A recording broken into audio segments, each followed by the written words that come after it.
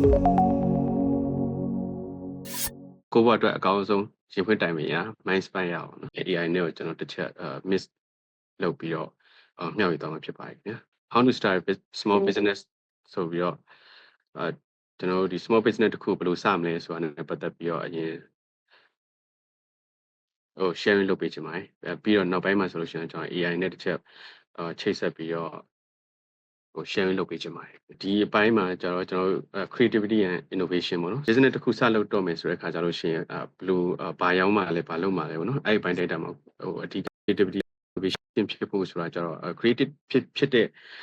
product တွေပဲဖြစ်ဖြစ်ပေါ့နော်လို့ထုတ်ဖို့ဆိုတာကျတော့ကိုယ့်ရဲ့ emotion နဲ့ဒီ motivation ပေါ်မှာအများကြီးအခြေခံတယ်ပေါ့လေစိတ်ခံစားမှုအပေါ်မှာမူတည်ပြီးတော့မှတချို့တွေဒီ product တွေ idea တွေထွက်လာရရှိရပေါ့နော် business တစ်ခုစပြီးတော့ try လုပ်မယ်ဆိုတဲ့အခါကျလို့ရှိရင်နော် creative ဖြစ်မဲ့အရာမျိုးတွေ innovation ဖြစ်မဲ့အရာမျိုးတွေများများထွက်လိကောင်းနေပဲပေါ့နော်ကျွန်တော်တို့ဒီ coach တွေထဲမှာပေါ့နော်လက်ရှိကိုလုပ်နေတဲ့ business လေး comment box မှာလည်းတစ်ချက်ကျွန်တော်အဆင်ပြေမယ်ဆိုရေးပြီးလို့ရပါတယ်ကျွန်တော်အဲ့ဒီဟာကိုနောက်ပိုင်းမှာAI နဲ့တစ်ချက်ဘယ်လိုချိတ်ဆက်လို့ရမလဲဆိုတော့ share လုပ်ပေးပါမယ်ခင်ဗျဟုတ်ဒီအပိုင်းကြီးကကျွန်တော်ရှေ့က marketing အပိုင်းနဲ့တော့ချိတ်တာပေါ့နော်ဆိုတော့ marketing နဲ့ပတ်သက်ပြီးတော့ကျွန်တော်ဒါတော့ marketing strategy ပေါ့နော်ဆို9 piece ပေါ့လေကိုလုံးနဲ့ပတ်သက်ပြီးတော့အဓိကတော့ကျွန်တော်product ရောင်းပြီဆိုတဲ့ခါကြလို့ရှိရင်တော့ဘာကိုရောင်းမှာလဲပေါ့နော်ပြီးရင်ဘာကြောင့်ရောင်းမှာလဲပေါ့သူများရဲ့ထက်ကိုရောင်းမဲ့ product နဲ့ပတ်သက်ပြီးတော့ကိုရဲ့ product ကသူများရဲ့ထက်ပိုပြီးတော့ quality ပိုကောင်းမှာလားဒါမှမဟုတ်ဆိုလို့ရှိရင်သူများရဲ့ထက်ပိုပြီးတော့ဒီ service အပိုင်းကောင်းservice ပိုင်းကိုကိုကပေးမှာလားအဲ့ဒီပိုင်း data မှာနိယံဝဲတစ်ခုရှိတာပေါ့နော်ဟိုငလင်ပေးကြောင်းပေါ့နော်စကိုင်းတို့မန္တလေးတို့ပြီးတော့ဒီနေပြည်တော်တို့ပေါ့နော်အဲ့ဒီပိုင်းတွေအဓိကထိတာဆိုတဲ့ခါကြောက်လေအဲ့ဒီပိုင်းတွေမှာအဓိကဒီ business တစ်ခုအနေနဲ့ပတ်သက်ပြီးတော့အခုကတော့ခက်ခဲဖြစ်သွားတော့မှန်တယ်ကျွန်တော်ကအဲ့ဒီပုံမှာတော့ဟိုစီးပွားရေးလုပ်ဖို့တော်တော်ပြောတာမဟုတ်ပါဘူးဒါပေမဲ့စီးပွားရေးအမျက်ထုတ်ဖို့ပြောတာမဟုတ်ဘူးနော်ဒါပေမဲ့အဲ့ဒီအနေအထားတစ်ခုမှာကျွန်တော် business အမြင်တစ်ခုအနေနဲ့ကြည့်မယ်ဆိုလို့ရှိရင်လိုအပ်ချက်အများဆုံးအရာပါဖြစ်မယ်လို့ထင်တယ်ပေါ့နော်ကျွန်တော်တရားလောက်ပြောပြလို့ရမလားဘီလမ်းမီဟုတ်မရှင်းတဲ့ကျေးဇူးတင်ပါတယ်တော်လိုက်တာအရင်မြန်ငလင်ကြောက်ပျက်စီးသွားတဲ့အဆောက်အဦကြီးအရင်များဆိုတော့အိမ်ဆောက်ပစ္စည်းကြီးအဓိကအရင်လိုအပ်တာပေါ့လေရှေ့ရက်ပိုင်းအတွင်းမှာတော့ဘီလက်မြေစီးရတအားကြီးမြင့်တက်သွားတာပေါ့နော်ဆိုခုဆိုလို့ရှိရင်3000ကျွဲအထက်လောက်ဖြစ်သွားတယ်ထင်တယ်ကျွန်တော်ဘီလက်မြေ3အိတ်တင်တသိန်းလောက်ကျနေဆိုတော့အဲ့လောက်ထိလေဟိုလိုအပ်ချက်အရင်များသွားတာပေါ့နော်ဆိုတော့အဲ့ဒီနေရာမှာကျွန်တော်ကနှီးကိုသွားမှလားဟို one ဆိုရပိုင်း data မှာလူတွေလိုချင်တဲ့အရာကိုပဲကျွန်တော်လိုချင်တဲ့အရာကိုရောင်းမှလားဒါမှမဟုတ်လူတွေလိုအပ်နေတဲ့အရာကိုရောင်းမှလားဆိုတဲ့ဟာကိုပြန်စဉ်းစားရတာပေါ့နော်ဆိုတော့ဘီလက်မြေသွင်းမဲ့သွင်းခွင့် permit တွေပြီးလို့ရှိရင်ဘယ်လိုပုံစံမျိုးနဲ့ရောင်းမှလဲဆိုတဲ့ဟာတွေပေါ့နော်ဒါမျိုးလေးရှိမယ်ဒါကတော့ကိုရောင်းမဲ့ product နဲ့ပတ်သက်ပြီးတော့ကိုယ့်ရဲ့ပစ္စည်းတွေကိုဘယ်သူတွေကဘာကြောင့်ဝယ်တင်လဲဘာကြောင့်ဝယ်ရမှာလဲဆိုတဲ့ဟာတွေကျွန်တော်ဟိုအရင်ဆုံးစဉ်းစားရတာပေါ့နော်အဲ့ဒီပုံမှာစပြီးတော့ creation လုပ်ရတာပေါ့လေမဖြူနေနေနဲ့လေconstruction material ရောင်းတဲ့အခါမှာရောရှေ့ဒီငလျင်မတိုင်ခင်နဲ့ငလျင်ဖြစ်ပြီးသွားတဲ့အချိန်မှာဘယ်လိုအပြောင်းလဲလေးဖြစ်သွားလဲပေါ့နော် percentage အနေနဲ့ဆိုရင်အရင်မြောက်ပါမယ်ငလျင်ဖြစ်ပြီးတဲ့အခါကျတော့လူတွေကဒီ construction ကိုအရင်လိုမျိုးပဲဈေးပေါပေါတွေ quality နည်းတာတို့ဒီသူတို့ကဒီပတ်စံနေတာကိုပဲကြည့်မှာမဟုတ်တော့ဒီ quality နဲ့ဘယ်ဟာကဘယ်လိုမျိုးအကျိုးစားရှိမလဲအစားအရာဆတိုင်းစတွက်ချက်ပြီးတော့မှဒါဒီပစ္စည်း product တစ်ခုကိုသုံးမယ်ပေါ့နော်အရင်လိုမျိုးလဲ product ကိုဖြစ်တယ်လို့ဝယ်မှာမဟုတ်တဲ့အတွက်ကြောင့်မို့လို့ဒီ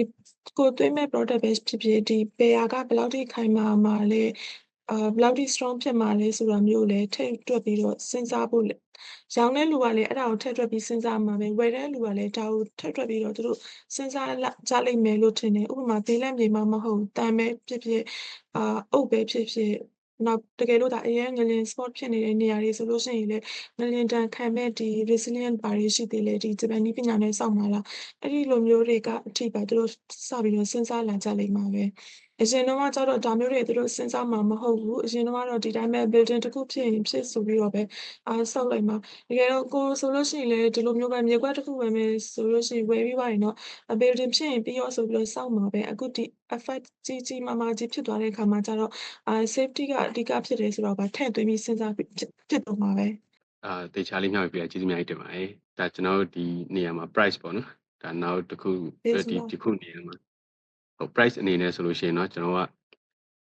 risk and return ပေါ့နော် price ကကြတော့ကိုကဟိုဒီလုပ်ငန်းပေါ်မှာဘယ်လောက်ထိရင်းနှီးမြှုပ်နှံမှာလဲပေါ့နော်အဲ့မှာ risk and return ဆိုတဲ့အပိုင်းထဲမှာဒါကိုလည်း investment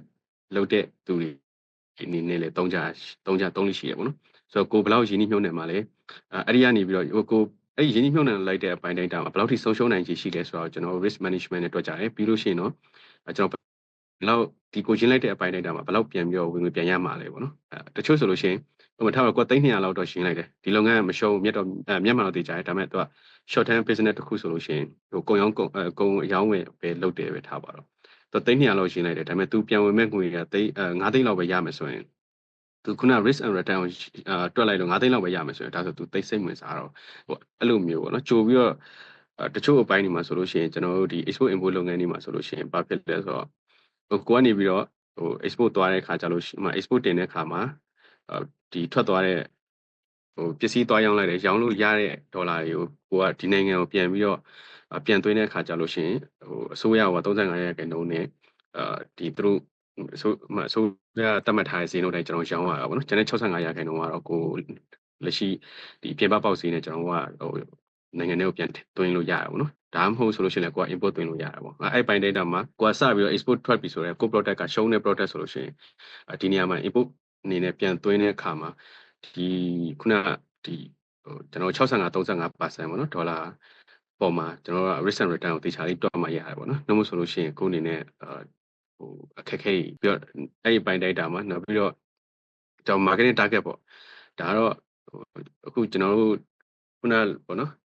ဒီပြီးတဲ့မြေပဲထားပါတော့ရောင်းမယ်ဆိုတာပိုင်း data မှာကိုကအဲ့ဒီ risk and return ကိုတွက်ပြီးသွားပြီဆိုလို့ရှိရင်ဒါ marketing ကိုလုပ်ရမှာကို product ကဒီဈေးကွက်ဝယ်လိုအားရှိရဆိုရင်လည်းအဲ့ဒီပေါ့အလျောက်ပေါ့ကျွန်တော် marketing မှာဘယ်လောက် target ထားပြီးတော့တစ်လကို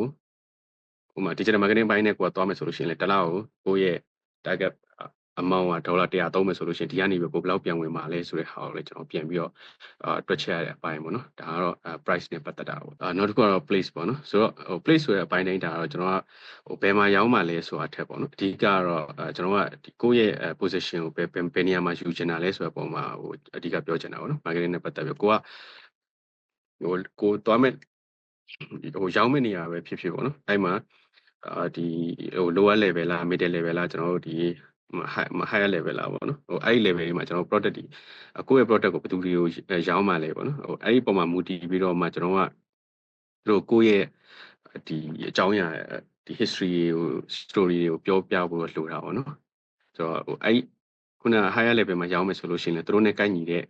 ကိုယ့်ရဲ့ဒီ story တွေလည်းဟိုတိဆောက်ထားဖို့လိုတာပေါ့နော်promotion အပိုင်းကျတော့ကျွန်တော်တို့ဒီကိုယ့်ရဲ့ product ကိုကြော်ညာအမှကြော်ညာဖို့လိုမယ်ကြော်ညာတဲ့ခါကျလို့ရှိရင်တော့ဘယ်လိုကြော်ညာတဲ့နည်းလမ်းတွေသုံးပါလဲပေါ့နော်ဒီ advertising နဲ့ပတ်သက်ပြီးတော့နောက်ပြီးလို့ရှိရင်ကျွန်တော် promotion ဆိုတာကျွန်တော် discount ချပြောတာဟုတ်ဘူးပေါ့နော်ကိုယ့်ရဲ့ product ကိုဈေးချပြီးရောင်းရုံလောက်နဲ့ဟိုရောင်းအောင်ကောင်းစီမှာတော့မဟုတ်ဘူးဒါပေမဲ့အဲ့ဒီပုံမှာ promotion နေနဲ့ဘာတွေလုပ်လို့ရလဲဟိုမှာကိုက value added တွေဘာတွေပေးလို့ရလဲပေါ့နော်ဟိုမှာဈေးတော့မချဘူးသူများနဲ့quality တူရဲ့ဒါဆို service ကိုကျွန်တော်ပို့ပြီးတော့ပိုကောင်းနေဆိုတော့လူတွေသိအောင်လို့ကျွန်တော် promote လုပ်တာပေါ့နော်ဆိုတော့လူများများသိအောင်လို့ပေါ့ဆိုတော့အဓိကကတော့ promotion ဆိုတာကျွန်တော်တို့ဘာတွေရောင်းနေဆိုတော့သိဖို့ထက်လူတွေကိုသိစေဖို့ထက်လူတွေကျွန်တော်တို့ product ကိုဝယ်လို့ရှင်ဘာရမလဲဆိုတော့ကျွန်တော်သိစေချင်တဲ့သိစေချင်တဲ့ဟာကို promotion လုပ်တာပေါ့လေဆိုတော့နောက်ကကြတော့ကျွန်တော်ဒီ physical evidence ပေါ့နော်ဆိုတော့အဲ့ဒါကြတော့ကျွန်တော်တို့အနေနဲ့ဥပမာ sign ဖွင့်မယ်ဆိုလို့ရှိရင်လည်းကိုယ်ဆိုင်ကိုဒီ decoration လုပ်တာတွေကျွန်တော် sign board လုပ်တာတွေပြီးလို့ရှိရင်တကယ်လို့ Facebook မှာပဲဖြစ်ဖြစ် TikTok မှာပဲဖြစ်ဖြစ်ပေါ့နော်ကျွန်တော်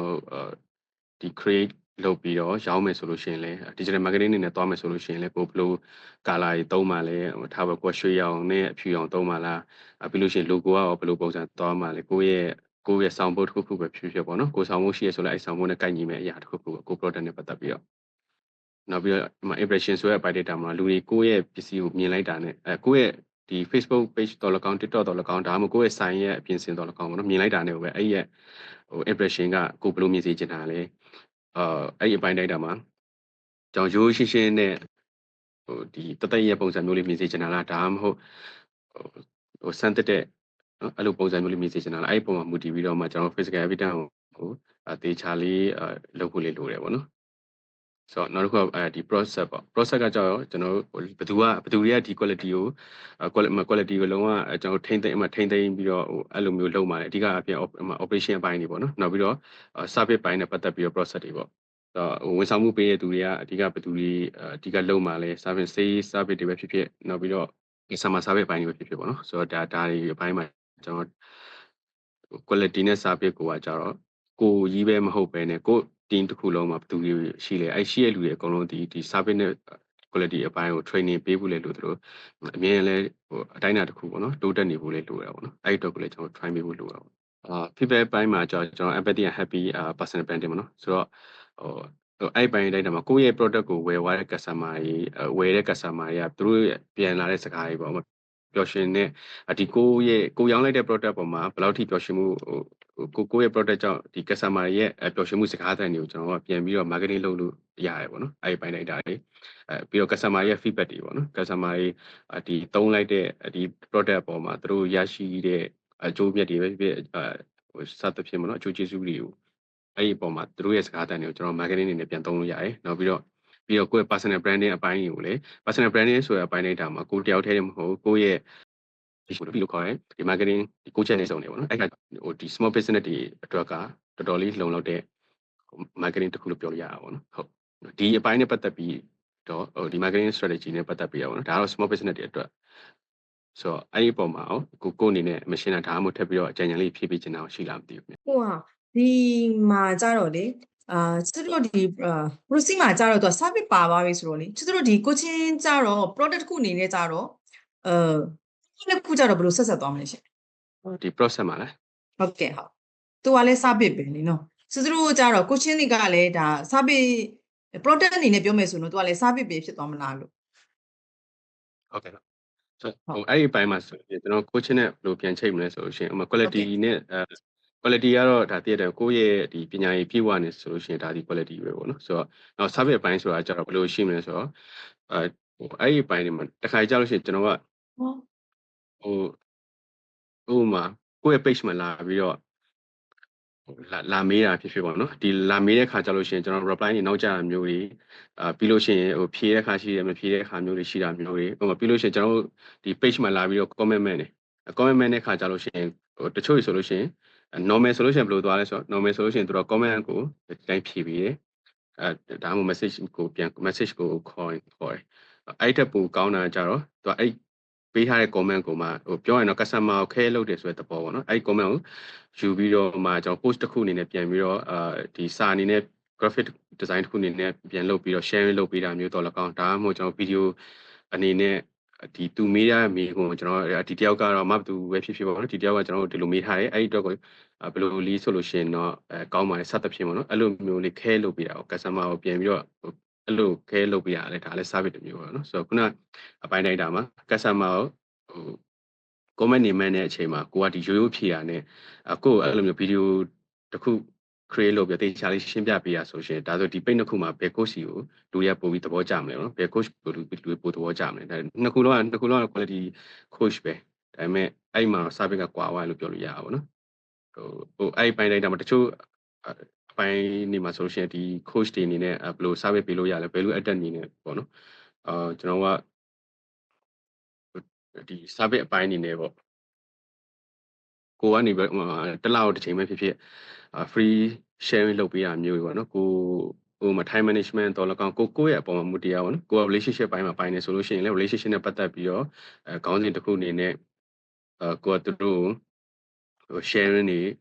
session လေးတွေ free လုပ်ပေးတာမျိုးတွေစသဖြင့်ပေါ့မလုပ်ပေးရဲ့သူတက်စားလို့ရှိရင်လုပ်ပေးရဲ့သူလူတွေကပို့ပြီးတော့များပေးရဲ့လူတွေကပို့ပြီးတော့သဘောကျကြတယ်လေဥပမာကျွန်တော်တို့ဒီပိုင်းနေတော့တက်လို့မကောင်းတယ်တချို့ဆရာရှိရပေါ့နော်သူတို့ဆိုလို့ရှိရင်တစ်ဖက်မှာသူတို့business consultant တော့ business consultant ပဲဒါပေမဲ့သူတို့ဗီဒီယိုကနေဗီဒီယိုလေးအတူလေးရိုက်တာပေါ့နော်1 minute ဗီဒီယိုတွေ3 minute တို့6 minute တို့အဲ့လိုမျိုးဗီဒီယိုတွေနဲ့သူတို့ဒီ business နဲ့ပတ်သက်ပြီးတော့လည်းကောင်းပေါ့နော်စသဖြင့်HR နဲ့ပတ်သက်တာတွေပြီးလို့ရှိရင်ဒီ operation နဲ့ပတ်သက်တာ marketing နဲ့ပတ်သက်တာအဲ့အရာတွေသူတို့ဗီဒီယိုအတူလေးရိုက်ပြီးတော့အမြဲတမ်းတင်ပေးလေးရှိတယ်ဆိုတော့သူတင်တဲ့တက်မှကိုက knowledge ရတာတော့မဟုတ်ဘူးဒါပေမဲ့သူ share လုပ်ပြီးဗီဒီယိုကြည့်ပြီးတော့လေကိုကအဲ့ဒီကနေပြီးတော့တင်ယူလို့ရတယ်ရှိအဲ့လိုမျိုး service ပေးရသူနဲ့တစ်ဖက်မှာတင်တဲ့ဂျေးကိုပဲအဓိကတင်တဲ့တက်မှမျှဝေမယ်ဆိုတာ ਨੇ အဲ့ဒီပိုင်းတွေမှာတော့ကွာသွားတာပေါ့နော်ဥပမာအခုဒါကျွန်တော်ဒီ MCC မှာဆိုလို့ရှိရင်လေဒါဆရာအောင်တက်ခဲအပိုင်းမှာဆိုလို့ရှိရင်ဆရာကြည့်လိုက်တော့အများသောအားဖြင့်ပေါ့နော်ကျွန်တော်ရှေ့မှာတက်ဖို့တဲ့တင်တဲ့နေမှာတော့ဒီဆရာကတင်တဲ့ကြော်ညာမယ်ဆိုလို့ရှိရင်ဒီဆရာပဲအဓိကတင်သွားတယ်တခြားဆရာတွေဆိုလို့ရှိရင်အများဆုံးမှတယောက် ဟိုကြော်ညာထားတဲ့ဆရာကြီးလောက်ပဲအဓိကလာအများကြီးဆရာအောင်ထက်ခတ်မှာကျတော့သူ value added အနေနဲ့တခြားဆရာတွေကသူဖိတ်ပြီးတယ်အဲ့ဆရာတွေရဲ့ knowledge တွေကိုပါတခါ sharing အနေနဲ့ဟိုထပ်ပေါင်းပြီးတော့ value added ထပ်ပေါင်းပေးရပေါ့နော်ဟိုဒါတော့ဟိုဆရာလုပ်တဲ့ပုံစံပြီးလို့ရှိရင်များသောအားဖြင့်တခြားဆရာတွေတချို့ဟိုအများစုကအချိန်တတ်မှတ်တစ်ခုတတ်မှတ်ထားရဆိုလို့ရှိရင်အဲ့ဒီအချိန်ထက်တိတ်ပြီးတော့ကြော်လေးမရှိဘူးအများဆုံးကြော်နိုင်ဝက်လောက်ပေါ့နော်ဒါပေမဲ့ဆရာအောင်ထက်ခတ်ကသူကဟို8နာရီကနေပြီးတော့10နာရီအထိတတ်မှတ်ထားရဆိုပေမဲ့လည်းကျွန်တော်တည့်ရတိုင်းပဲ10နာရီတနာရီလည်းဖြစ်သွားတာပဲဟိုအဓိကတော့ဆရာတင်ပြမှုအကောင်တလို့တစ်ဖက်မှာလည်းပေးခြင်းတဲ့စိတ်ကလည်းများအောင်အဲ့ဒီစေတနာကြောင့်လည်းကျွန်တော်တို့ဒီထပ်ပြီးတော့တင်တဲ့နေကိုဟိုဆရာတင်တဲ့ကိုထပ်ပြီးတက်ဖြစ်သွားတာပေါ့နော်ဆိုတော့အဲ့ဒါကိုတော့ကျွန်တော် service လို့ပြောချင်တာပေါ့ဒါတွေက value added ပေါ့လေဟုတ်ကဲ့တော်တော်လေးသဘောပေါက်သွားပြီကွာကျေးဇူးတင်ပါတယ်ဒီဘိုင်းမှာတော့ဒါ passion ကတော့ဟိုကျွန်တော်အဲ့လိုသူများတွေကိုများများပေးလေးလीဒါဆရာတော်များပြောလို့ရှိရအောင်နော်များများပေးလीကိုကလည်းများများပြန်ရလေးပဲပေါ့ဒါကတော့ကိုယ့်ရဲ့ passion ကိုဘယ်ပါပဲဖြစ်ပါများများပေးလို့ဆိုငွေကြေးပေးတာဟိုပြောချင်တာမဟုတ်ပါဘူးဟို value added နေတယ်ပေါ့သူများခုနကပြောတယ်ပြီးလက်မီပဲရောင်းနေပဲထားရောင်းတာချင်းဈေးချင်းတူတယ်ဆိုရင်တော့မှကိုကဟို value added နေနဲ့ဘာတွေပေးလို့ရမလဲဆိုတာလေးပေါ့နော်ဟိုအဲ့လိုလေးကိုပေးနိုင်တယ်ဆိုလို့ရှိရင်အနည်းဆုံး sharing ဆိုတဲ့အပိုင်းတော့ကိုယ့် knowledge တွေပါ sharing လုပ်ပေးနိုင်တယ်ဆိုရင်ဟိုအဲ့ဒီဘိုင်းမှာလေအရင်ဟို customer အတွက်အဆင်ပြေရပေါ့နော်ဒါဒီလည်း marketing အနေနဲ့သုံးလို့ရတယ်နောက်ပြီးတော့ customer ခက်ခဲနေတဲ့ဒီပြဿနာတွေပေါ့ဥပမာဒီအိတ်ဆောက်ပစ္စည်းရောင်းနေပဲထားတော့ customer သူ့အိမ်ကိုသူဘယ်လိုလုပ်ရမလဲဒီအပိုင်းဒိတ်တာမှာပြန်ဆောက်ဖို့ပဲထားပါတော့ပြန်ဆောက်ဖို့အတွက်ကို तू ကတချို့အပိုင်းတွေကဖြတ်ရမှာလားမဖြတ်ဘူးလားအဲ့လိုစသဖြင့် तू တေချာမသိဘူးဆိုလို့ရှိရင်ကိုယ့်အနေနဲ့အဲ့နေရာကိုသွားပြီးတော့ဒီ customer နဲ့လည်း customer ချင်းချင်းကြည့်ရအောင်နော်ကျွန်တော်တို့ကိုသွားမဲ့ customer ကသူပြန်ဆောက်မဲ့အိမ်တွေဒီသိထောင်နဲ့ချီရဆိုလို့ရှိရင်ဒါကိုယ့်အနေနဲ့ကိုယ်တိုင်သွားပြီးတော့ဒီကိုယ့်ရဲ့ customer နဲ့လည်းဟိုပါပေါ့နော်ကျွန်တော်တို့က communicate လုပ်မယ်ပြီးရင်ဒီစာအုပ်မှာကြည့်ပြီးတော့ဒါဆိုလို့ရှိရင်တော့ဒီနေရာတော့ဒါမလုပ်နဲ့ပိုကုန်သွားလိမ့်မယ်အဲ့ဒီအစာကိုဒီပစ္စည်းရသုံးတာပိုကောင်းတယ်ဒီလိုလေးဒီနေရာကိုတော့မဖြတ်ပဲထားလို့ရတယ်စသဖြင့်အဲ့လိုမျိုးလေးကျွန်တော်တို့ဒီဟိုအကြံဉာဏ်ပေါ့နော် solution လေးသူ့ပေးရခါကြလို့ရှိရင်အဲ့ဒီခါကြလို့ရှိရင်ဘာမှဟိုကိုယ့်စီကနေပြီးတော့ဒီဆိုင်မှာကြတော့ဟို construction နဲ့ပတ်သက်ပြီးပစ္စည်းသုံးဝယ်ပြီးမှဝယ်လိုက်တယ်လှမ်းမလိုက်တဲ့အချိန်မှာလာပို့ပေးရပြီးသက်စောအဲ့လိုထက်စားလို့ရှိရင်ကိုလှမ်းမှလိုက်တယ်ဒါပေမဲ့ဒီသူ့ရဲ့လူပိုင်ရှင်ကိုယ်တိုင်မဟုတ်ရင်တော့မှပဲ marketing manager တော့လည်းကောင်းပါနော်ဘာလို့လဲ marketing manager တို့ marketing အပိုင်းနေရာကြတော့နည်းနည်းဆက်ဆံရေးအပိုင်းမှာဟိုတခြား team ထက်စားလို့ရှိရင်သူတို့ကပို့ပြီးတော့ဟို well train နေဖြစ်တော့လေအဲ့လိုမျိုးသွားတဲ့ခါကြလို့ရှိရင်ပို့ပြီးတော့ဒီဘက်က customer အနေနဲ့ပြောမယ်ဆိုလို့ရှိရင်တော့ဒီဘက်ကရောင်းတဲ့ buyer ပေါ်မှာပို့ပြီးတော့ဟိုသူ့အနေနဲ့ဝယ်ခြင်းစိတ်ပို့ဖြစ်တာပေါ့နော်အဲ့တော့ကျွန်တော် marketing နဲ့ပတ်သက်ပြီးတော့ဟို 9Ps ကိုကျွန်တော် small business အတွက်ကျွန်တော်ဟို sharing လုပ်ပေးရပါခင်ဗျာ small business ဖြစ်တဲ့အတွက်ဒီထဲမှာတော့ဟိုတော်တော်များများဒီထဲအခုဒီ coach တွေထဲမှာလည်းတင်းနေတော်တော်များများတက်ပြီးတော့ကိုယ်တိုင်လည်း business တွေဟိုလုပ်နေကြတဲ့သူတွေဖြစ်တဲ့အတွက်ဟိုအတိုင်းအတာတစ်ခုကဟိုအများကြီးသိထားတဲ့သူတွေဖြစ်တဲ့အတွက်ပေါ့နော်ဆိုတော့ကျွန်တော်အနေနဲ့ကကြောပြန်လည်ဆွေးနွေးတဲ့ပုံစံမျိုးလေးပေါ့နော်အဲ့လိုမျိုးလေးတွားချင်ပါဒီဘိုင်းဒိုင်တာမှာဒါခုနကတော့ကျွန်တော်ဟို marketing နဲ့ပတ်သက်ပြီးတော့ဟိုရှေ့မှာပြောရတယ်အဲ့ဒီဘိုင်းဒိုင်တာမှာကျွန်တော်ဒီဒါတော့ 3D ပေါ့နော် 3D ဆိုတဲ့ဘိုင်းဒိုင်တာမှာဒီအဲ့ deadline ပေါ့နော် result ကကြတော့ဥမာဒီ digital marketing ပဲထားပါတော့ကျွန်တော်အများကြီး offline မှာထည့်ပြောမယ်ဆိုအချိန်ပိုယူရမှာဆိုလို့အဲ့တော့ကျွန်တော် online marketing နဲ့ပဲတစ်ချက်အရင်ပြောလိုက်ပါမယ်ခင်ဗျာဆိုအဲ့မှာ online marketing အနေနဲ့ဆိုလို့ရှိရင်ကျွန်တော်တစ်လမှာဒီနေရာမှာကျွန်တော် desire ဟို result ကကြတော့တစ်လမှာကျွန်တော်ဟိုဘယ်လောက်ဟိုကလုံးမှလဲပေါ့နော် marketing အပိုင်းနဲ့ပတ်သက်ပြီးတော့ဘယ်လို result ရချင်တာလဲပေါ့အဲ့ result ဆိုတဲ့အပိုင်း data မှာကိုလိုချင်တာကကိုယ် personal branding sorry ကိုယ် product ကို branding အနေနဲ့တွားချင်တာလားဒါမှမဟုတ်ဒီ sale ဘယ်လောက်ထိသိန်းပနေရဖို့စသဖြင့်ပေါ့နော်ရောင်းချင်တာလေအဲ့ဒီပုံမှာမူတည်ပြီးတော့မှကျွန်တော် decision making တွေလုပ်မယ်ပြီးတော့အဲ့ဒီအပိုင်းမှာလည်းကျွန်တော် deadline ပါဖို့လိုတယ်ပေါ့နော်တစ်လအတွင်းမှာဘယ်ချိန်မှာတော့ဘယ်ရက်မှာကျွန်တော်အနေနဲ့ဒီ marketing လုပ်တဲ့အပိုင်းကို post တွေတင်မယ်ပေါ့စသဖြင့် deadline တွေပါဖို့လိုတယ်နောက်ပြီးတော့ဒါကကြတော့ဟိုဒီ POE strategy ပေါ့လေဆိုတော့ POE ဆိုတဲ့အပိုင်းနဲ့မှာကျွန်တော် page ရှိမယ် own ရှိမယ်ပြီးတော့ end media ပေါ့အဓိကတော့ paid media ဆိုတာကြတော့ကျွန်တော်အနေနဲ့ဟိုလုပ်တဲ့အပိုင်းပေါ့နော်ဆို paid media ဆိုတာကြတော့ boosting လုပ်တဲ့အပိုင်းကိုပြောချင်တာပါဆိုတော့ ကျွန်တော် Facebook မှာ post တွေတင်မယ်ဒါမှမဟုတ်လည်း TikTok မှာကျွန်တော် post တွေတင်မယ်တင်ဖို့ရဆိုလို့ရှိရင်ကျွန်တော် blog posting လုပ်မှာလဲပေါ့အပေါ်ကဒီအပေါ်မှာ designer website ပေါ်မှာမူတည်ပြီးတော့မှပဲကျွန်တော်တွက်ချက်ရမှာပေါ့လေပြီးတော့ဒီ own media ကကြတော့ကျွန်တော် Facebook ဒါကိုယ်ပိုင် Facebook page ထောင်မှာလားထောင်တာတွေ website တွေစသဖြင့်ပေါ့နော်အဲ့ဒီဟာတွေကိုပြောချင်ဖြစ်ပါတယ်နောက်ပြီး own media ဆိုတော့ကျွန်တော်ဒီ customer တွေကနေပြီးတော့ပြန်ရလာတဲ့ဒီ feedback တွေပေါ့နော်အဲ့ feedback တွေကိုကျွန်တော်ပြန်ပြီးတော့media မှာပြန်သုံးချရမျိုးပေါ့နော်ဒါကတော့အဲ့ဒါကိုကျွန်တော်အလွယ်အနေနဲ့ POE strategy လို့သုံးပါတယ်ဒီကတော့821 plan ပေါ့နော်821 plan တော့မဟုတ်ဒီကောင်ကကြတော့ကျွန်တော်ကဒီမှာ9ခုရှိတာဆိုတော့ဒီ customer နဲ့ပတ်သက်တဲ့ဟာပေါ့နော်ဒါကလည်းဒီကျွန်တော်ဟို strategy ထဲမှာဆိုလို့ရှိရင်တော့ customer ရဲ့ကိုယ့်ရဲ့ product ကိုဘယ်လောက်ဟို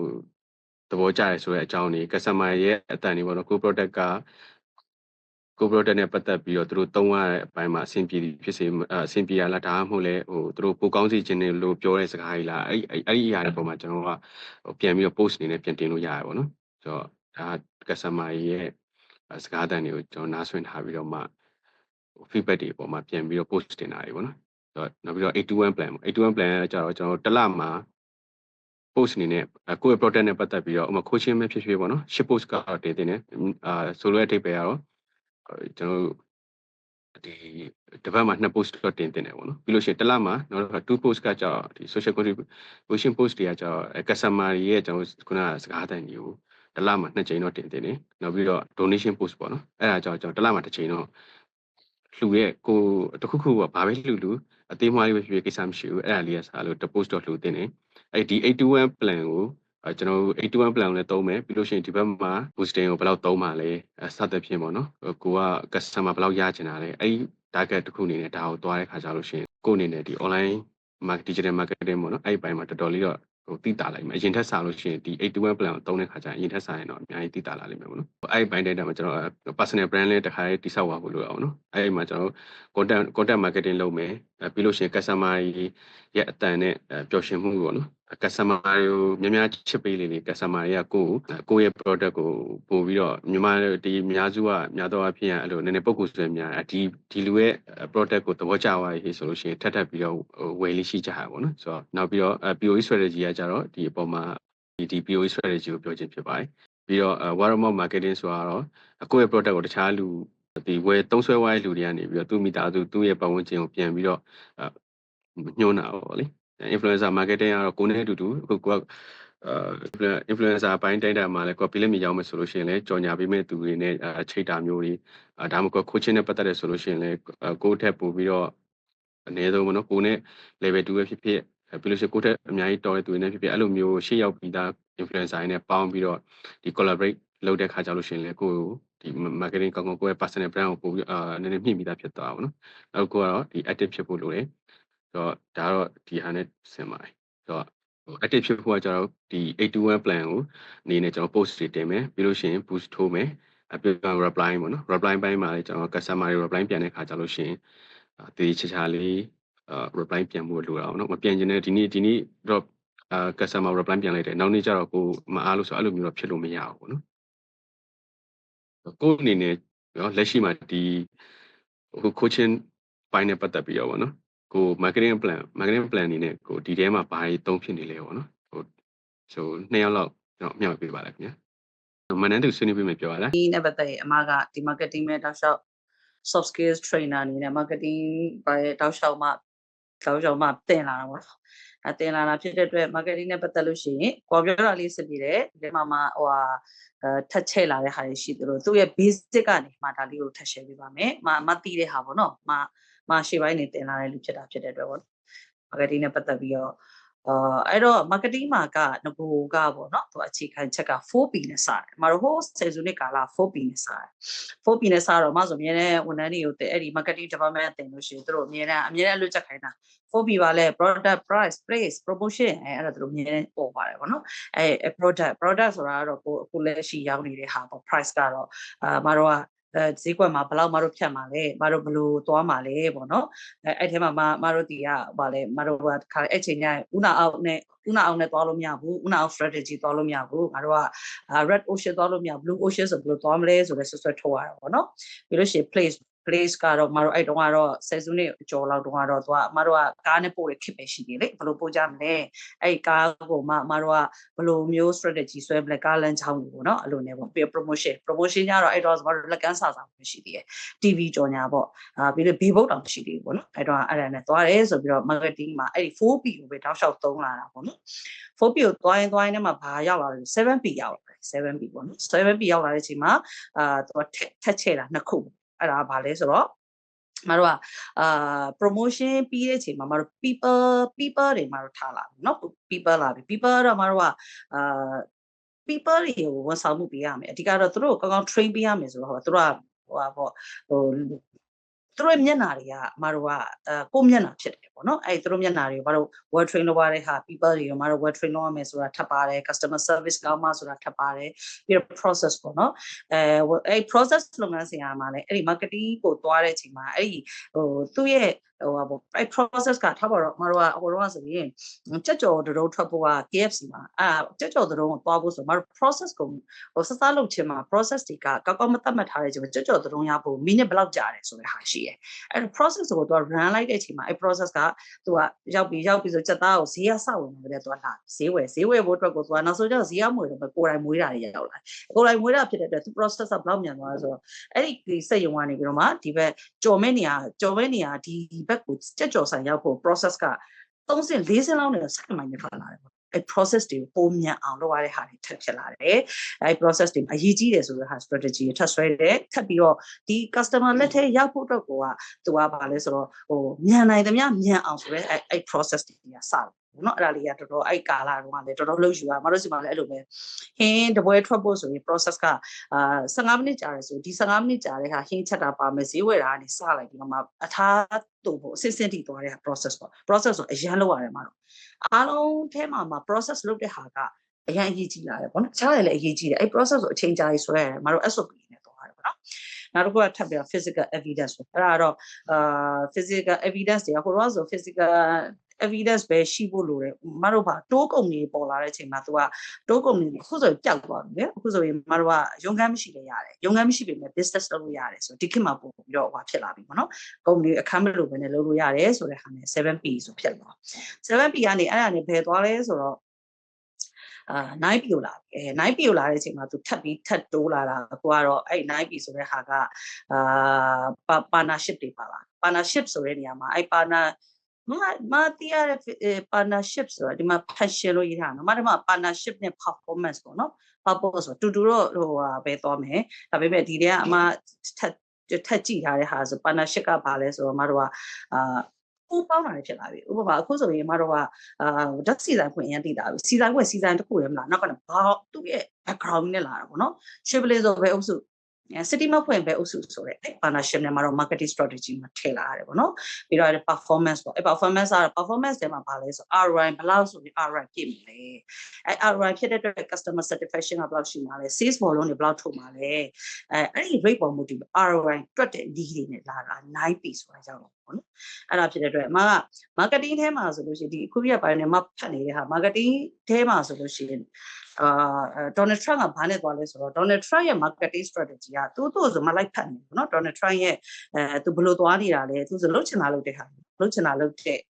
ဟာထဲမှာသူ marketing ကိုသူဘယ်လိုသုံးလဲဆိုတော့သူကဘာလဲ get the word out ဆိုတဲ့စကားသူမြင်ပြောတယ်အဲ့ဒါဘာလဲဆိုတော့သူကအရန်ကိုဟာလေအရန်လှုပ်တယ်လူเนาะအရန်လှုပ်တဲ့လူဖြစ်တော့ဆိုတော့သူကလူစိတ်ဝင်စားအောင်လုပ်ဖို့ကြော်ညာဖို့ဆိုတော့ဖန်တီးတာဘာလဲဆိုသူ့ရဲ့သတင်းဘာဖြစ်ဖြစ်သူအဆက်ကွဲတဲ့ကိစ္စလည်းပြောမှာပဲသွားပါတော့သူများပွဲထွက်နေအငင်းပွားစရာကိစ္စပဲသူပြောမှာပဲဘာဖြစ်လို့ဆိုတော့ तू ကဘာလုပ်တာလဲဆိုတော့သူ့စီးပွားရေးအကြောင်းကိုအကောင်ပဲရေးအစိုးပဲရေးပေါ့နော်စီးပွားရှုထောင့်ကြည့်လို့ရှိရင်ရတဲ့ဂျိုးရတာအရန်တာဘာဖြစ်လို့သတင်းစာမှာတော့ထိုင်ကိုညစီအရန်များတယ်သူအဲ့ဒါဖြစ်တဲ့အတွက်သူ့ရဲ့ strategy ကို तू က marketing strategy ကို तू ကသတင်းတစ်ပုဒ်လောက်ပဲဖြစ်ဖြစ်ဘယ်သူနဲ့မတည့်တဲ့ဟာပဲဖြစ်ဖြစ် तू ကအဲ့ဒါလေးသတင်းလေးတွေရေးခိုင်းတယ်သူတို့အမီလေးဘာလို့ခေါ်မလဲအမီလေးနဲ့မီလာလို့ရှိရင်သူပိတ်လိုက်တယ်ကျွေးစရာပိတ်လိုက်တယ်အဲ့သူ့ဘာရေးတော့ကိစ္စမရှိဘူးအဲ့ဒါနဲ့တည်းကသူက marketing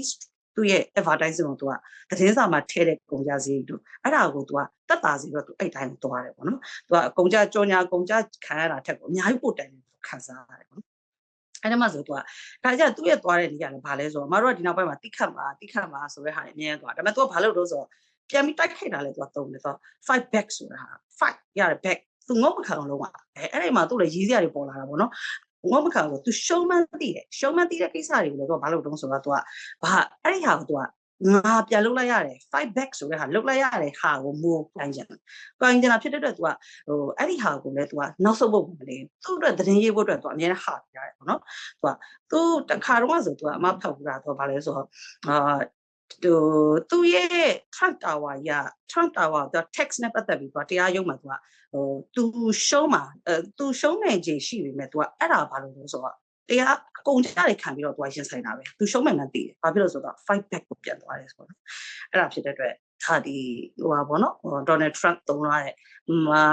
promotion ဆိုတဲ့ဟာ marketing ထဲမှာ promotion ဆိုတဲ့ဟာကိုသူသုံးသွားတယ်ဆိုတဲ့ဟာလေးအမှားတာလေးကို share ပေးတာပါ ဆိုတော့ကျွန်တော်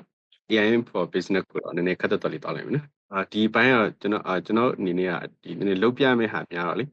slide မှာတော့ဒီလောက်ပဲထားလိုက်တယ်ပေါ့နော်ဆိုတော့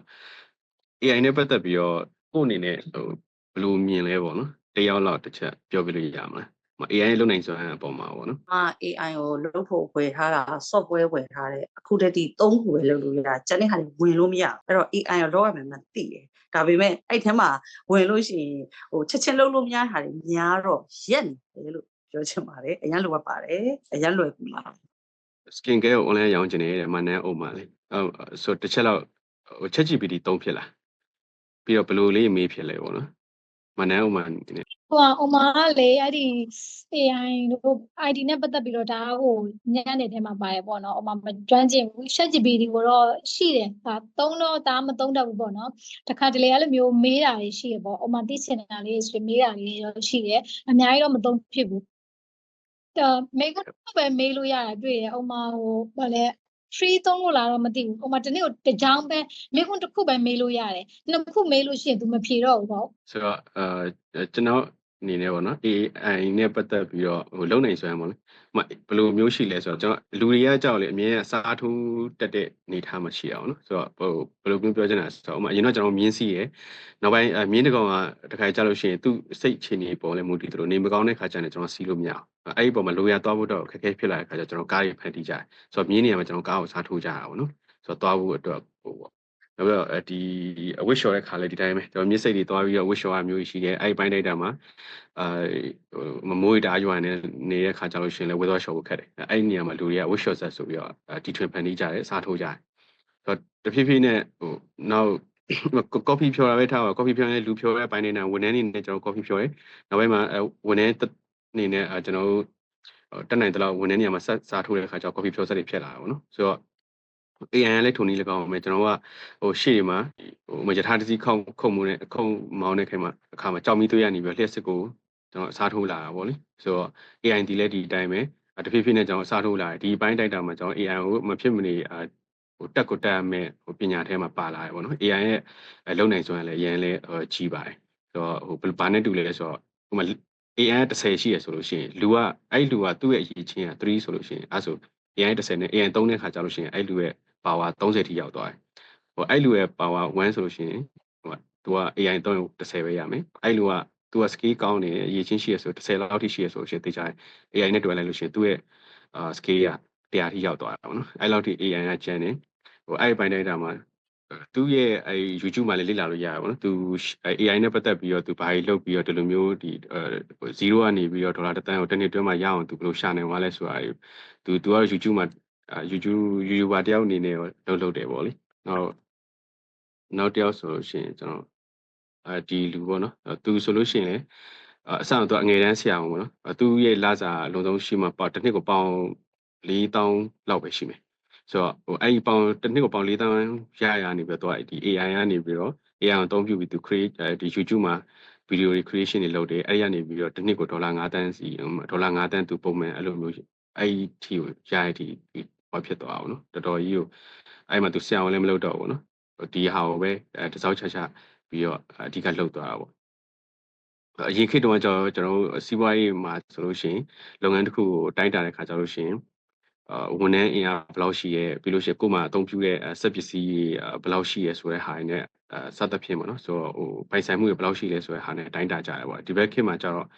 ကိုကအဲ့ပိုင်ဆိုင်မှုတွေမရှိရင်တော့မှ business ကောင်းကောင်းလုပ်လို့ရတယ်လုပ်လို့ရတဲ့အနေအထားကြီးရောက်လာတယ်ပေါ့နော်ဥပမာထား Uber ဆိုလို့ရှိရင် taxi တစ်စီးမှမရှိဘူးဒါပေမဲ့international brand တစ်ခုအနေနဲ့ကိုပဲသူသွားတယ်ပေါ့နော် application တွေ create လုပ်ပြီးတော့ so တော့ဒီမှာလေအဲ့လိုကိုယ့်ရဲ့ business ကိုဒီ ChatGPT မှာအဲ့လိုဘယ်လိုလေးမေးလေးရှိလဲပေါ့နော်အဲ့လိုမျိုးမေးတဲ့လူရှိလားတခုဆိုကိုအနေနဲ့ကို business နဲ့ပတ်သက်ပြီးတော့လေဒါမှမဟုတ်အဲ့နဲ့ပတ်သက်ပြီးတော့ကိုဘာလေးမေးလေးရှိလဲပေါ့ အမကတော့အများနဲ့မေးဖြစ်တာများတယ်ဟို ဘယ်လိုမေး ဟိုအမဒီဆိုင်မှုနဲ့ပတ်သက်တာပဲဖြစ်ဖြစ်ပေါ့နော်ဒီ question နဲ့ပတ်သက်တာပဲဖြစ်ဖြစ်ဆိုင်မှုနဲ့ပတ်သက်တာပဲဖြစ်ဖြစ်ဒီလိုအပ်တဲ့ဥမာထားတော့ဟိုဒီဆိုင်မှုတစ်ခုအမလုပ်တယ်ဒီ material တွေသုံးပဲတော့ဘယ်လိုဆိုင်မှုမျိုးစားလေးလိုချင်တယ်အဲ့တော့ဘယ်လို material တွေသုံးတယ်ဆိုရင်ဟိုကောင်းတယ်အဲ့ဒီထဲမှာမှပို့ပြီးတော့ detail ကြမယ်ဆိုရင်ဒီဟိုဈေးနှုန်းကတော့ဒီဘောနော်ဒီ fair price အလောက်ပဲသုံးချင်တယ်အဲ့တော့ဘယ်လို material မျိုးတွေဆိုရင်ဒါပို့ပြီးတော့ကောင်းမှသုံးလို့ရလဲဆိုတဲ့ဟာမျိုးဒီdetail မေးသလောက်ပေါ့နော်သူဘက်က detail ပြန်ပြီးတော့ထွက်လာတဲ့ဟာမျိုးတွေအထိသုံးလို့ရတယ်ပေးလို့ရတယ်ပေါ့နော်နောက်တစ်ခုကကြတော့ဒီ coaching နဲ့ပတ်သက်တယ်ဆိုရင်အဲ့လိုပဲပေါ့ဟိုပွင့်နေပြောရင်တစ်ခါလေအဲ့လို video content တွေပဲလုပ်ဖို့ဆိုရင် idea ဘာမှအဲ့လိုထွက်တော့တိုက်တယ်ပေါ့နော်တိုက်တယ်ကောင်းတယ်ထွက်ဘာအကြောင်းပြောမှမသိအဲ့သူလည်းသူ့ဒီ coach တယောက် role အနေနဲ့သူပေးထားပြီးတော့ဒီcomputer content လုပ်ဖို့အတွက်ဘယ်လိုပုံစံမျိုးတွေမေးရမလဲဆိုတဲ့ဟာဘယ်လိုခေါင်းစဉ်တွေလုပ်တယ်လဲဆိုတဲ့ဟာမျိုးတွေပေးရပေါ့နော်အဲ့မှာတွေ့ရတဲ့ဟာသူလည်းအမနဲ့တစ်ချိန်လုံး attach ဖြစ်နေတဲ့အပေါ်မှာသူကဒီအမကို coach တယောက်ဆိုတော့လည်းသူသိတယ်ဒီ relation နဲ့ life အတွက်ကိုလုပ်တယ်ဒါပေမဲ့ relation ကိုပို့ပြီးတော့ prefer ဖြစ်တယ်ဆိုတဲ့ဟာတွေလည်းသူအကုန်လုံးဒီသူ့စီမှာဒီ report ဖြစ်တဲ့အတွက်ကြောင့်ဒီသူအမရဲ့အမရဲ့ဒီပြောမှဆိုတော့နီးစာ1အထီကိုသူကောင်းသိတာဖြစ်တဲ့ကြောင့်အဲ့ဟာတွေအပေါ်မှာလိုက်ပြီးတော့သူလိုက်ပြီးတော့ဟိုတေးချာလေးဖြည့်ပေးတာမျိုးတော့တွေ့ရတယ်ဒါလေးကတော့အမကိုအများနဲ့သုံးဖြစ်နေတဲ့အတွက်ကြောင့်ဟိုပေးတာ တော်တော်လေးမေးတတ်တာပဲမှာဟုတ်ကျေးဇူးတင်ပါတယ်မျှဝေပေးတာဆိုတော့ဒီမှာတော့ကျွန်တော် AI ကို business နဲ့တစ်ချက်ချိတ်ပြီးကြည့်မယ်နော်ဆိုတော့ AI ရဲ့လုံးတဲ့အပိုင်းတိုင်းတာမှာခုနmoney view တန်မျှဝေတယ်လို့ပဲပေါ့နော်ကိုကနေပြီးတော့ AI ကိုဟိုလေ့ကျင့်ပေးထားလို့ရတယ်ဥပမာကိုအနေနဲ့ကိုကဟိုဒါပါ life coach တယောက်ဖြစ်တယ်ကိုဘယ်သူဖြစ်ပါတယ်စသဖြင့်ပေါ့နော်ကိုယ့်ရဲ့အကြောင်းတွေလည်းသူ့ကိုပြောထားလို့ရတယ်လို့ကိုကဒီ coaching နဲ့ပတ်သက်တဲ့ဟာအရာတွေကိုတေချာမေးထားမယ်ပြီးလို့ရှိရင်ကျွန်တော်ကို content တွေပါရေးခိုင်းတဲ့ခါကြလို့ရှိရင်ကိုလိုချင်တဲ့ chat တွေကိုတစ်ခါသူ့ကိုလေ့ကျင့်ပေးထားတဲ့ခါကျရင်ကိုခေါင်းစဉ်တစ်ခုပေးရတဲ့အဲ့ဒီအပေါ်မှာကို frame ချထားတဲ့အတိုင်းသူကရေးပေးတယ်ပေါ့နော်ဆိုတော့ဟိုအဲ့မှာခုနမန်နန်အုံမှာတင်တယ်ဒီ skin care ရောင်းချင်တယ်ဆိုတာလားဟုတ်လားမသိဘူးဟုတ်ကဲ့ဟုတ်ဆိုတော့အဲ့ဒီနေရာမှာကျွန်တော်skin care ဆိုရယ်ဘိုင်းနေတော့ရောင်းမှာတော့ skin care မှာကျွန်တော်အဲ့ဒါကိုရင်အချိန်ပေးလိုက်ကျွန်တော် skin care ရောင်းမယ်အဲ့ဒီဘိုင်းနေတော့ဘာ brand ဘလို့ဘယ်နိုင်ငံတုပ်တွေကိုအဓိကရောင်းချင်တာဒါမှ skin care ရဲ့ all skin အဲ့လိုမျိုး all နိုင်ငံစုံရောင်းချင်တာလေဟုတ်ကဲ့ကိုရီးယား brand တွေတခြား brand တွေပေါ့နော်နည်းနည်းဘယ်လိုပြောမလဲ quality ကောင်းတဲ့ဟာလေးတွေလူလက်တန်းစားသုံးနိုင်တဲ့အနေအထားသွားချင်တာပေါ့ပြောမယ်ဆိုလို့ရှိရင်ဒါကြီးဟို quality ညံ့တဲ့ဟာတွေမဟုတ်ဘူးဒါကြီးလည်းသိစေချီပေးနေရတဲ့ဟာတွေလည်းမဟုတ်ဘူးမြန်မာပြည်အတိုင်းတန်နဲ့ဆိုလို့ရှိရင်အဲ့လေလက်လောက်ဆိုလို့ရှိရင်market မှာဖောက်ရတာနည်းနည်းဟိုဖြစ်မလားပေါ့ကိုပစ္စည်းပို့ရောင်းရမလားပေါ့နော်ပြောချင်တာကတော့အဲ့လိုမျိုးဟိုဖြစ်တယ်ဆိုတော့ဆိုတော့ဒီနေရာမှာကျွန်တော် what ပေါ့လေဘာရောင်းမလဲပေါ့အဲ့ဆိုတော့ quality တောင်းကောင်းပြီးတော့နိုင်ငံစုံကနေပြီး skin care ကျွန်တော်ယူပြီးရောင်းချင်တယ်ပေါ့နော်ဆိုတော့အဲ့ဒီပိုင်းတိုင်းတာမှာကိုကကိုရီးယားဘက်ကပစ္စည်းပေါ့နော်ဒီကလူတွေမြန်မာပြည်ဘက်ကလူတွေကအဲ့ဒီဘက်ကပစ္စည်းတွေအသုံးများကြတယ်လေနောက်ပြီးတော့ပစ္စည်းကဘယ်လိုပြောမလဲ authentic ဖြစ်တဲ့ဟာကိုရောင်းချင်တယ်ပေါ့နော်တချို့ဈေးကွက်မှာအဲ့ဒီ brand တော့အဲ့ဒီ brand ပဲဒါပေမဲ့ဟို authentic မဖြစ်ဘူးပေါ့နော်အတူတွေထိတယ်ပေါ့ကိုကတော့ဘာဖြစ်ဖြစ် quality တစ်ခုကိုပေးပြီးတော့မှ authentic ပစ္စည်းကိုဆိုတော့အဲ့ဒီမှာကျွန်တော်ကဘယ်လိုရောင်းချင်တာလဲအဓိကတော့ online ကနေတက်ပြီးတော့ရောင်းချင်တာဟုတ်ပြင်ပ online မှာဆိုလို့ရှိရင်ဆိုင်ခန်းတို့ဝန်တန်းတို့တခြားအရာတွေရင်းရမှာဆိုတော့လေအဲ့အရာတွေလည်းကိုကလောလောဆယ်မရင်းနိုင်သေးဘူးပေါ့နော်စမယ်ဆိုလို့ရှိရင်အနေနဲ့အရင်လေးလည်းအနည်းဆုံးကစလို့ရမယ်ဟိုပါပေါ့ ပတ်စံကိုကြည့်တာပေါ့လေကို3နိုင်ပဲပတ်စံကြည့်ရဆိုလို့ရှိရင် online ကနေစလိုက်မယ်ဆိုလို့ရှိရင်အမအနေနဲ့အဲ့လိုမျိုးရွှေ့တာလို့ရမယ်ပေါ့နော်ဆိုင်ကန်းဘိုးတွေဝန်ထမ်းဘိုးတွေတခြားအရာတွေကိုရွှေ့တာလို့ရမယ်ပေါ့အဲ့ဒါကြောင့်မို့လို့ online ကနေစကျင်တယ်ပေါ့နော်အခုဒီမှာ online မှာဆိုလို့ရှိရင်လည်းရောင်းတဲ့လူတွေလည်းအများကြီးတော့ရှိတယ်လေဒါပေမဲ့တချို့ online တွေကကြတော့လေအဲ့လိုမျိုး PC မစစ်တာတွေထိတယ်ပေါ့ကိုတိုင်လည်းထိတယ်တခြားသူတွေလည်းထိတာတွေ့တော့လေကိုတော့အဲ့လိုမျိုးတစ်ခုပေးချင်တယ်ပေါ့နော်အဲ့လိုမျိုး quality တစ်ခုပေးချင်တယ်ဆိုတဲ့စိတ်နဲ့ပေါ့ အဲ့ဆိုကျွန်တော်မြန်မာနိုင်ငံကလူလက်တန်းစားတွေအတွက်အဆင်ပြေမဲ့ brand ဖြစ်ရမယ် online ကနေရောင်းမှကြောက်ဘလို့ရောင်းမယ်အဓိကတော့ကျွန်တော်ဘာဒီ marketing ဟို sorry ဒီ business တစ်ခုကျွန်တော် run ပြီဆိုတဲ့ခါကြာလို့ရှိရင်တော့ how တို့ what တို့ပြီးလို့ရှိရင်ဒီ whom တို့ပြီးရင် do and don't တို့အဲ့အရာတွေကစသဖြင့်အဲ့ဒီအချက်တွေပါဖို့လိုအပ်တယ်ပေါ့နော်ဒီတိုင်းကျွန်တော်ဒီ quality ဒီ skin care အရောင်းချင်တဲ့ကို business plan ဆိုပြပါဆိုလို့ဆိုတာထက်စားလို့ရှိရင်ခုနပါတဲ့အချက်တွေနဲ့တေချာသွားတဲ့ခါကြာလို့ရှိရင်ပို့ပြီးတော့ကျွန်တော်ထိရောက်တယ်ပေါ့လေဆိုတော့အရင်ကြီးအနည်းဆုံးကနေပြီးတော့စားချင်တယ်ပြီးရင်ကျွန်တော်ဘယ်သူဒီအဲ့အရာနဲ့ပတ်သက်ပြီးတော့ကျွန်တော်ဟို do and don't ပေါ့နော်ဘာတွေလုပ်ချင်တယ်ဘာတွေမလုပ်ချင်ဘူးပေါ့ဟိုစသဖြင့်ပေါ့ဘာဒီ skin care ရောင်းတဲ့အချိန်မှာကိုဘာလေးလုပ်ချင်လဲဟို don't ဆိုတဲ့အပိုင်း data မှာတော့နိုင်ငံရေးစသဖြင့်ပေါ့နော်တခြားဘယ်လိုအခက်ခဲလေးနောက်တစ်ခုရှိမလဲပေါ့တော့ target ထားတဲ့ customer ကကျတော့တအားငယ်တဲ့သူတွေလည်းမဟုတ်ဘူးဒါကြီးတဲ့သူတွေလည်းမဟုတ်ဘူးလူလက်တွေပေါ့နော်။ဥမာတော့အသက်တွေလည်းဖြစ်ကောင်းဖြစ်နိုင်တယ်။ဥမာတော့နည်းနည်းကြီးတဲ့သူလည်းဖြစ်နိုင်တယ်။အိမ်ဆင်မတွေတခြားဒီလိုမျိုးလူလက်အမျိုးသမီးတွေပေါ့နော်လူလက်အသက်အရွယ်အလက်လောက်ရှိတဲ့အမျိုးသမီးတွေသူတို့ကလည်းကလေးတွေရှိမယ်သူတို့ကလုံနေတဲ့အလုပ်ရှိမယ်အိမ်ကိစ္စတွေရှိမယ်ဆိုလို့ရှိရင်ဒီပစ္စည်းအဆင့် skin care သုံးရဆိုလို့ရှိရင် cosmetic အဆင့်သုံးရတယ်မိန်းကလေးမှာအဲ့လိုမျိုးအဆင့်သွားစရာမလိုဘူးလွယ်ကူကူနဲ့ပေါ့နော်ဒီ cream တပုတ်လိုက်လို့ရှိရင်အဆင်ပြေပြီဥပမာ all in one cream ပေါ့နော်ပြောချင်တာအဲ့လိုမျိုးလိမ့်ရင်ရတယ်ဒါမှမဟုတ် toner ပြီးလို့ရှိရင်ဒီဟာ moisturizer လိမ့်လို့ရှိရင်အဆင်ပြေပြီအဲ့လိုမျိုး step တွေမများဘဲနဲ့ပေါ့နော်နည်းနည်းလေးသုံးရတာနဲ့အဆင်ပြေတယ်ကိုဒီ step တွေအများကြီးကို8ဘူးလောက်9ဘူးလောက်6ဘူးလောက်ဆက်ပြီးတော့လိမ့်နေရမယ်ဆိုရင် budget အနေနဲ့လည်းအများကြီးကျမယ်ပေါ့နော်ဒါဆိုလို့ရှိရင်ဒီနှစ်မျိုးပဲသုံးတယ်ဆိုလို့ရှိရင်သူ့တက်လည်း budget လည်း save ဖြစ်မယ်ထိရောက်မှုလည်းရှိမယ်ပေါ့နော်အဲ့လိုမျိုးသွားချင်တာပေါ့ကိုကမြန်နဲ့လွယ်လို့ပြောရမလားအဲ့လိုဆိုရင်ဟိုဒါအဓိက do and don't နေပြီးလို့ရှိရင် why နေhow နေစသဖြင့်အဲ့ဒီအရာတွေကိုကျွန်တော်ဟိုထည့်ပေးရတယ်ပေါ့နော်ပြီးသွားပြီဆိုလို့ရှိရင်ဒီပေါ်မှာဟိုအင်္ဂလိပ်လိုနဲ့ပမာလိုမှာတစ်ချက်ကျွန်တော်ဘယ်လိုသွားလို့ရလဲဆိုတော့အင်္ဂလိပ်လိုရင်းပို့ပြီးတော့ကောင်းတယ်အဲ့ဒီပိုင်းမှာကိုကအင်္ဂလိပ်လိုဟိုနည်းနည်းမေးဖို့အတွက်အခက်အခဲရှိရဆိုလို့ရှိရင်ဒီအရင်ဆုံးကျွန်တော်ကသူ့မေးလို့ရတဲ့ဟာနီးရှိရပေါ့နော်အဲ့ဒီဟာကိုကျွန်တော်ဒါပြီးမှတစ်ချက်ပြန်ပြောပြရမယ်ဆိုဟိုဒီနေရာမှာကျွန်တော်ဒါကိုဘယ်လိုနဲ့ဆုံးသက်လို့ရလဲဆိုတော့အဲ့လိုမျိုးအရှိမေးလို့မရဘူးလို့ထင်တာပေါ့နော်တိုလေးပဲအဲ့လိုမျိုးမေးလို့မှရတယ်အဲ့လိုမျိုးထင်နေတာပေါ့ကိုယ်စိတ်ကအဲ့ကြောင့်မို့မေးတယ်ဆိုလို့ရှိရင်လည်းတစ်ချောင်းလောက်ပဲပေါ့နော်အဲ့လိုမျိုးမေးတာများတယ်များလို့ရှိရင်2ချောင်းလောက်ပေါ့2ချောင်းလောက်နဲ့အဲ့လိုမျိုးမေးတာများတယ်ဟိုဒါကျွန်တော်ဒီမေးနိုင်ရအပုံမေးလို့ပြဟုတ်မနေပြောခုလို့ရှိရအောင်နော်ကျွန်တော်အဲ့မေးတဲ့အချိန်မှာအရန်ရှိသွားတဲ့ခါကျရင်လေ AN ဟိုကိုဆိုလိုတဲ့အရာပေါ်မှာသူ miss ဖြစ်သွားတဲ့ခါကျရင်ဟိုထွက်လာတဲ့အဖြေကလည်းနည်းနည်းကိုအတွက်ထိရောက်ဟိုခက်တာပေါ့နော်ဆိုတော့အဲ့ဒီဘက်မှာခုနကရှင်းမှကျွန်တော်ပြောတော့ AN ကသူက10ရောရှိနေမှာပဲအဲ့မေးရဲ့လူကသူက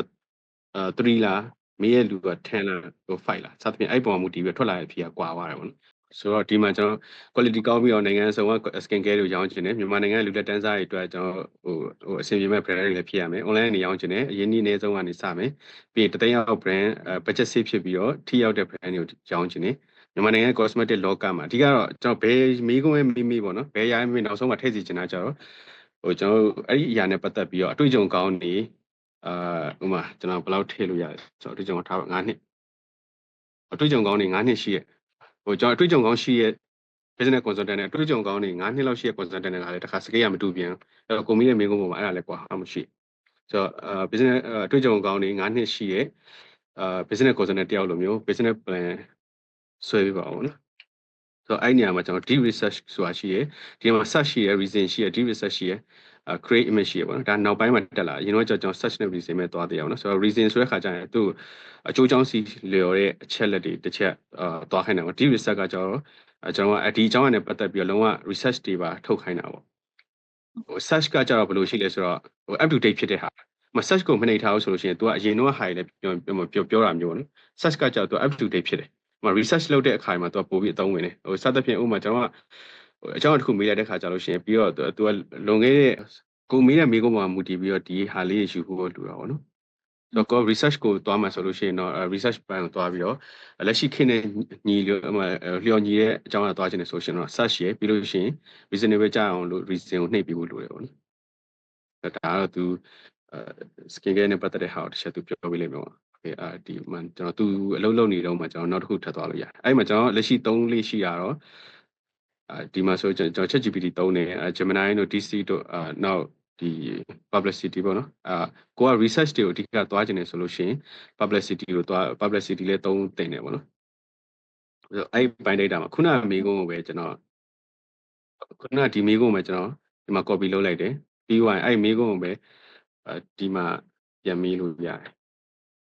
အဲ့ဆိုသူတို့နှစ်ခုကျွန်တော်ပုံမှန်လုပ်လို့ရှိတာတော့ဟိုအဲ့တန်ဒီ ChatGPT အနည်းဆုံး2ခု3ခုလောက်ကိုကျွန်တော်ခွဲမေးလိုက်တယ်ပြီးတော့အဲ့ဟာကိုမှကျွန်တော် miss လုပ်ပြီးတော့ယူလိုက်တယ်ပေါ့နော်ဒါတော့သူပြထားတဲ့ brand တွေအပိုင်းတိုင်းတွေနဲ့ပတ်သက်ပြီးတော့ဈေးကွက်နဲ့ပတ်သက်ပြီးတော့ဒါမြန်မာလူလက်တန်းစားတွေအနေနဲ့ဆိုလို့ရှိရင်တော့ဒီဘယ်လိုသုံးမယ်ဆိုတဲ့ဟာ trend တွေပေါ့နော်ပြီးတော့အဲ့ပိုင်း data မှာကျွန်တော်ကဒီဟို brand တွေကိုဝယ်ဖို့အတွက်ကိုရွေးချယ်တဲ့အပိုင်းတိုင်းတာတွေပေါ့ဆိုတော့ဈေးကွက်ထဲဝင်ရောက်ရမယ်မဟာဗျူဟာအပိုင်းတွေကိုသူကအခုရေးပေးရသည် business consultant တယောက်အနေနဲ့9နှစ်တာပေါ့မြန်မာနိုင်ငံမှာ9နှစ်အတွေ့အကြုံရှိပြီးသားရှိရဆိုတဲ့ဒီ cosmetic လောကမှာဆိုတော့အတွေ့အကြုံရှိရသူကနေပြီးတော့ဒါသူဆွဲပေးထားတဲ့ဟာပေါ့ဘယ်လမ်းမှာဒီ banner season တွေကစဒီ timeline တွေကစပေါ့နော်အဲ့လိုမျိုးတွေသူသွားပေးထားတယ်ထပ်ပြီးတော့လည်းကိုယ်အနေနဲ့ထပ်မေးလို့လည်းရပါတော့ဒါကတော့ဒီဘက်ကဟို publicity ကနေပြီးတော့သွားတဲ့ဟာပေါ့သူကကျတော့ research ကိုအဓိကသွားတာဖြစ်တဲ့အတွက်ChatGPT ထပ်ပို့ပြီးတော့အသေးစိတ်သွားတယ်မေးတဲ့မိကုန်းကအတူတူပဲသူဆိုလို့ရှိရင်မြန်မာနိုင်ငံမှာ58တန်းကျော်ဒီလူကြီးရှိတာအစပေါ့နော်ပြီးလို့ရှိရင်ဟိုစသဖြင့်အဲ့လိုမျိုးလေးကျွန်တော်ဖတ်ပြနေလို့ရှိရင်တော့ဟိုဖြစ်နေမှာဆိုတော့ဟိုမှာဒီ stage channel မှာဆိုလို့ရှိရင် Facebook တွေ Instagram တွေ TikTok တွေစသဖြင့်ပေါ့နော်သူကဒီ platform တွေတော်တော်များများအထိပေးပြီးရင်ကျွန်တော်ဘယ်လိုရောင်းမှာလဲပြီးငွေဘယ်လိုလက်ခံမှာလဲအဲ့ဒီအရာတွေကစ online payment method တွေကစသူဒီလိုမျိုးလေးတေချာသွားပေးထားပါတော့ဆိုတော့ကျွန်တော်မိကုန်းမေးတဲ့ခါကျရင်အဓိကတော့အဲ့ဒီချက်လေးပါဖို့လိုတာပေါ့နော်ဆိုဟုတ်ကဲ့ပါကျေးဇူးတင်ပါတယ်ဟုတ်ကဲ့ပါဆိုတော့ဟိုအဲ့မှာကျွန်တော်အင်္ဂလိပ်လိုမေးရတယ်မြန်မာလိုမေးတဲ့အခါမှာကျွန်တော်ဟို ChatGPT အဓိကတော့ AI နေတော်တော်များမြန်မာလိုကကျတော့အရင်ဟိုမဖြစ်သေးဘူးပေါ့နော်အရင်နားမလည်သေးဘူးအဲ့တော့များသောအားဖြင့်ကျွန်တော်အင်္ဂလိပ်လိုမေးရတော့ပို့ပြီးကောင်းတယ်အဲ့အင်္ဂလိပ်လိုမေးပြီးဆိုလို့ရှိရင်သူ့ကိုပြန်ကျွန်တော်အဲ့တော့ translate ပြန်လုပ်ခိုင်းပေါ့နော်အဲ့ဆိုပို့ပြီးတော့ကောင်းတယ်ကိုဥပမာအကြောင်းတစ်ခုခုနဲ့ပတ်သက်ပြီးတော့ကိုကဒီမှာဆိုလို့ရှိရင်ကျွန်တော် business တစ်ခုထုတ်တာပေါ့နော်အဲ့ဒါပေမဲ့အဲ့ဒီဟာနဲ့ပတ်သက်ပြီးတော့ကျွန်တော်ဘယ်လိုမေးရမလဲကျွန်တော်မသိဘူးမသိတဲ့ခါကျလို့ရှိရင်အင်္ဂလိပ်လိုဒါ create an example ဒီ prompt ကို AI ကိုပြန်ပြီးတော့ကျွန်တော် prompt ရေးခိုင်းတာပေါ့နော်ရေးခိုင်းတဲ့ခါကျလို့ရှိရင်ဒီချက်တွေပါပေါ့နော် who for who လို့ရအောင်ပြောချင်တာ AI ကိုဗာမေးရမှမသိရင်ဗာမေးရင်ကောင်းမလဲဆိုတော့ပြန်မေးကြဟုတ်တယ်ဆရာဒါပေမဲ့အဲ့လိုမေးခိုင်းတဲ့ခါကျလို့ရှိရင်လေကိုကဒီချက်လက်တွေပါတဲ့မေးခွန်းတွေကိုပြန်မေးပေးပါဆိုရင်ပြောရတာပေါ့ဆရာဒီတိုင်းရိုးမေးတဲ့ခါကျလို့ရှိရင်ထွက်လာတဲ့အဖြေရတိတ်ပြီးတော့ပေါ့အဲ့ဒီအပိုင်းမှာလေကျွန်တော်ရှင်းမှာဒီတခုကဘာရှိလဲဆိုတော့ဒီဟာကိုကျွန်တော်ကမလိုအပ်လို့ရှိရင် search နဲ့ reason တွေကကြောက်သူက limit နဲ့သွားဟို search ဒီ2025အထိသူကဟို up to date ယူပေးတာကိုကအဲ့လောက်ထိအဲ့ဒီဟာတွေမလိုချင်ဘူးဆိုရင် search ကိုဖြုတ်လို့ရတယ် reason လည်းကျွန်တော်မလိုဘူးဆိုရင်ဖြုတ်လိုက်လို့ရတယ်ရိုးတချို့မေးခွန်းတွေပေါ့ဥပမာဒီအကြောင်းအရာကို translate လုပ်ပေးပါဆိုရင်ခုနအရာဖြုတ်လိုက်လို့ရတယ်မလိုအပ်ဘူးဆိုတော့လေဘာလို့ဖြုတ်ခိုင်းတာလဲဆိုတော့အဲ့ဒါတွေက limit နဲ့ရှိတယ်ကိုအနေနဲ့ ChatGPT ကို free သုံးနေတဲ့ခါကြလို့ရှိရင် limit ကကိုမေးတဲ့မေးခွန်းတွေမှာ limit ပြည့်သွားပြီဆိုလို့ရှိရင်အဓိကဒီကျန်တဲ့အကြောင်းအရာတွေက free ဒီတိုင်း normal ကကျက်တော့မေးလို့ရတယ်အဲ့မှာ reason နဲ့ search တွေမှာသုံးတဲ့ခါကြလို့ရှိရင်တော့သူကလုံးဝ limit ကတ်တက်ပလိုက်တာဖြစ်သွားတယ်ဆိုတော့အခုကျွန်တော်တို့ဒီမှာဆိုလို့ရှိရင် prompt ကိုဘယ်လိုရေးရမလဲဆိုတဲ့ဟာကိုမေးလိုက်တဲ့အချိန်မှာအဓိကတော့ကျွန်တော်ကဟိုဘာရောင်းမှလဲဘယ်လိုရောင်းမှလဲစသဖြင့်တော့ဘယ်သူတွေရောင်းမှလဲတူရင်တုံနေအဲ့ဟာလောက်ရေးပေးတဲ့အချိန်မှာသူကဘာပြောလဲဆိုတော့ကျွန်တော်တို့ဟိုဘယ်လိုမေးရမလဲဆိုတဲ့ဟာဟို prompt အနေနဲ့သူတက်လာတာပေါ့ဆိုတော့အဲ့ prompt တွေကိုကျွန်တော်ပြန်ပြီးတော့ဒီမှာရေးလို့ရမှာနော်ကိုရဲ့လိုအပ်ချက်နဲ့ပတ်သက်ပြီးတော့ဆိုတော့ဒီဘိုင်းနဲ့ပတ်သက်ပြီးတော့ coach တွေနဲ့ပတ်သက်ပြီးဆိုလို့ရှိရင်ကျွန်တော် create ဟို content creation နဲ့ပတ်သက်ပြီးတစ်ချက်ပြောပြရမယ်ဒီဘိုင်းမှာကျွန်တော် content calendar လည်းတစ်ခါထုတ်ခံလို့ရအောင်နော်ဆိုတော့ personal development ဒီနေရာမှာကျတော့ကျွန်တော်ဟိုဘာကွာလဲဆိုတော့လေ ChatGPT ကကျွန်တော်မြန်မာစာသိပ်ပြီးတော့ဥပမာဒီမှာဆိုရင်ကိုချိုးသိမေတ္တာထားခြင်းစသဖြင့်ပေါ့အဲ့ဒါသိပ်အားနေဆိုတော့အဲ့ဒီပုံမှာကျွန်တော် ChatGPT ကကြတော့သူက information တွေဒီအချက်လက်တွေပိုင်းနဲ့စာလို့ရှိရင်သူအတားချက်ရှိတယ်ဆိုတော့အဲ့ဒီအပေါ်မှာမြန်မာစာကိုကောင်းကောင်းပို့ပြီးတော့ join တာကြတော့DC ကပို့ join တယ် ChatGPT ကတော့သူက US ကထုတ်တာဆိုတဲ့ခါကျတော့မြန်မာနဲ့နည်းနည်းသိပ်မရင်းနေဘူးအဲ့တော့ကျွန်တော် ChatGPT စာမှာ DC ကိုခိုင်းလိုက်ပါတော့အဲ့မှာကျွန်တော်ဒီတင်နဲ့ search ကရှိ search ကကြတော့လက်ရှိမျက်မှောက်ခေတ်ပေါ့နော်ဒါပေမဲ့ကျွန်တော်ကန်ဆိုးတာကြတော့မြန်မာနိုင်ငံမှာတော့2025အထိ update မရှိဘူး DC ကဆရာကိုရအောင်ရှာနိုင်တာပဲ ဆရာ relationship coach life coach မှန်တည် တော်တော်လေးတည်ရဆရာကျွန်တော်တစ်ချက်သားသူဒီလိုမျိုးထွက်လာမှာ မှန်ကန်နေရေးနေရနော်မင်းဘာဖြစ်ချင်တယ်လဲဆိုတာတတ်တယ်မင်းဘာဘယ်ကိုရက်တည်ခြင်းလဲဆိုတာမေးပါတယ်မင်းဘာအတွက်ရက်တည်ခြင်းလဲ လေးတိုင်းတော့နည်းနည်းတူနေတယ်လို့ ဆရာဖတ်လိုက်တော့ဆရာတန်နေတက်ထက်တယ်ကြ ဟုတ်ပါလေ ဒီမှာနော်ကျွန်တော်ဆိုဒါမနေ့ကအစမ်းတစ်ခုအနေနဲ့ဆိုဟိုကျွန်တော် presentation လုပ်ဖို့ပေါ့နော် presentation လုပ်ဖို့အတွက်ဆိုပြီးတော့ AI for life coaches ဆိုပြီးတော့ကျွန်တော်ဒါအရင်ဆုံးအင်္ဂလိပ်လိုကျွန်တော်ရေးပြီးတော့သူ့လောက်ခိုင်းတယ်အဲ့ပိုင်းတိုင်းတာမှာဒီသူအင်္ဂလိပ်လိုဒီလိုတွေတစ်ချက်ထုတ်ပြီးအဲ့ကောင်မှကျွန်တော် translate တစ်ချက်လုပ်ခိုင်းလိုက်တယ်အဲ့ဆိုသူက translate လုပ်ပြီးဒါပေမဲ့ဒီမှာသူ့ရဲ့အားနည်းချက်ကကျတော့ ChatGPT အားနည်းချက်ကကျတော့မြန်မာစာတွေအဲ့လောက်ထိမသိအဲ့တော့သူညီကုန်းတော့ပြီးပါအောက်မှာဆရာအောင်ထက်ခန့်ဆိုပြီးတော့စာရင်းထိုးတာဒီတော့လုံးဝမြန်မာစာဆိုလုံးဝတစ်ခုမှအမှားအရင်နဲ့အမှားရနေအဲ့ဒီဘိုင်းမှာ content ရေးတဲ့ခါကြာလို့ရှိရင်လေကိုကအခုဒီမှာဆိုရှင်ကျွန်တော်ဟိုကမပါဘူးပေါ့နော်အခုကျွန်တော်ရေးပြောရပိုင်းနေတာမှာ content တစ်ပုတ်ရေးပေးပါပဲဆိုတာပါအဲ့မှာကျွန်တော်ဗာထည့်လို့ရတယ်ဆိုတော့ဒီဘက်ဟိုဘက်က run နေတော့မှကျွန်တော်ဒီဘက်ကတစ်ချက်ဟိုပြောတော့နော်ဆိုတော့ခုနကတော့ကျွန်တော်ဒီဟာနဲ့ပဲကြည့်ထားတယ် skin care business နဲ့ပတ်သက်ပြီးတော့ဒါ CTA သူတစ်ချက်ရေးပေးရအောင်နော်လူငယ်ဘဝတွေအတွက်ကိုအဲ့ personal development နဲ့ပတ်သက်ပြီးတော့ ebook ဒီမှာ ebook ပေါ်ကဒီ link မှာယူလိုက်ပါတော့ပြီးတော့ဆရာအောင်ထက်ခန့်နဲ့ direct ဆွေးနွေးဖို့ Telegram ခွင့်နဲ့ဒီ link မှာတစ်ခါထည့်ထားပါတော့နော်အဲ့လိုပြီးတော့ body အတွေ့အကြုံနဲ့ပတ်သက်ပြီးတော့ကိုဘယ်လို podcast တွေနားထောင်ခြင်းလဲစသဖြင့်အဲ့လိုမျိုး CTA ပါကြောင်းထည့်လို့ရအောင်ခုနအဲ့ပိုင်းမှာတော့ကိုပြည့်စုံသွားပြီနော် yes sir Telegram group တွေပါ join ခိုင်းနေပြီ အဲ့လိုမျိုးအဓိကတော့အဲ့လိုနာမည်ကြီးရဲ့သူမှာပေါ့နော် follower ကြီးရဲ့သူဆိုလို့ရှိရင်အရင်များရဲ့သူအဲ့လိုမျိုးသူဆိုလို့ရှိရင်တော့ AI က internet ပေါ်မှာရှိနေတယ်ပြောတော့သူသိတယ်ဆရာကကျတော့ဒီ website တွေ TikTok တွေ YouTube တွေမှာစာရှိရောAI သိတယ်ဒါပေမဲ့ကိုယ့်ကိုလည်းအသိစေချင်တယ်ဆိုလို့ရှိရင်ကိုယ့်ရဲ့အကြောင်းတွေကိုဒီဟို ChatGPT ပေါ့နော် ChatGPT မှာတွားပြီးတော့ကိုကဘယ်သူဖြစ်ပါလဲကိုယ့်ရဲ့ website link တွေပြီးလို့ရှိရင်ကိုယ့်ရဲ့ Facebook link တွေကိုယ့်ရဲ့ပုံတွေကစသူ့ပို့ထားပြီးတော့အမှတ်ခိုင်းလို့ရတယ်ကိုဘယ်သူပါလောက်ပါလဲဆိုတဲ့ဟာတွေကစဒါဆိုလို့ရှိရင်နောက်တစ်ချက်တခြားလူတွေရှာလဲသူကအဲ့ဟာကိုမှတ်ထားလိုက်တာတခြားလူတွေရှာတဲ့ခါကြာလို့ရှိရင်သူကဒါဒီဟာကိုပြန်ပြီးတော့ပြောပြပေးရအောင်နော် ကိုယ့်ဘာကိုသွားပြီးမိတ်ဆက်လို့ရတာပေါ့အဲ့လို ဟုတ်တယ်ဒါဆိုရှင်ဒီတင်မသွားတော့ဘူးအရင်တွေးခေါ်ရတဲ့အရာမဟုတ်လို့ဒါပေမဲ့ up to date ဖြစ်စေချင်တာဖြစ်တဲ့အတွက်ကျွန်တော် search ကိုဝင်နေလိုက်တော့တယ်ဘာလို့ဒီတင်နေရကြတော့နည်းနည်းပိုကြာတယ်ဟိုစဉ်းစားတွေးခေါ်နေရဆိုတော့လေကို့အကြောင်းလည်းကိုတစ်ချက်အဲ့လိုပုံစံမျိုးလေးရှာလို့ရတယ် ဟိုအောင် ဒါတော့ ဒီကြည့်ပဲတဲရှာနေတယ်လို့ပဲ အဲ့လိုလေးဖြစ်သွားတယ်ဆိုတော့ဒီဟာကျတော့ research ပိုင်းနေကောင်းတဲ့ခါကျတော့ကျွန်တော်တို့ခုနအဲ့တော့ကျွန်တော် costing သူ့ကိုတွက်ခိုင်းတာပေါ့နော်ဆိုတော့ခုနကျွန်တော် business plan တစ်ခုဆွဲခိုင်းတယ်အခုကကျတော့ဒီ costing မှာတစ်ခါ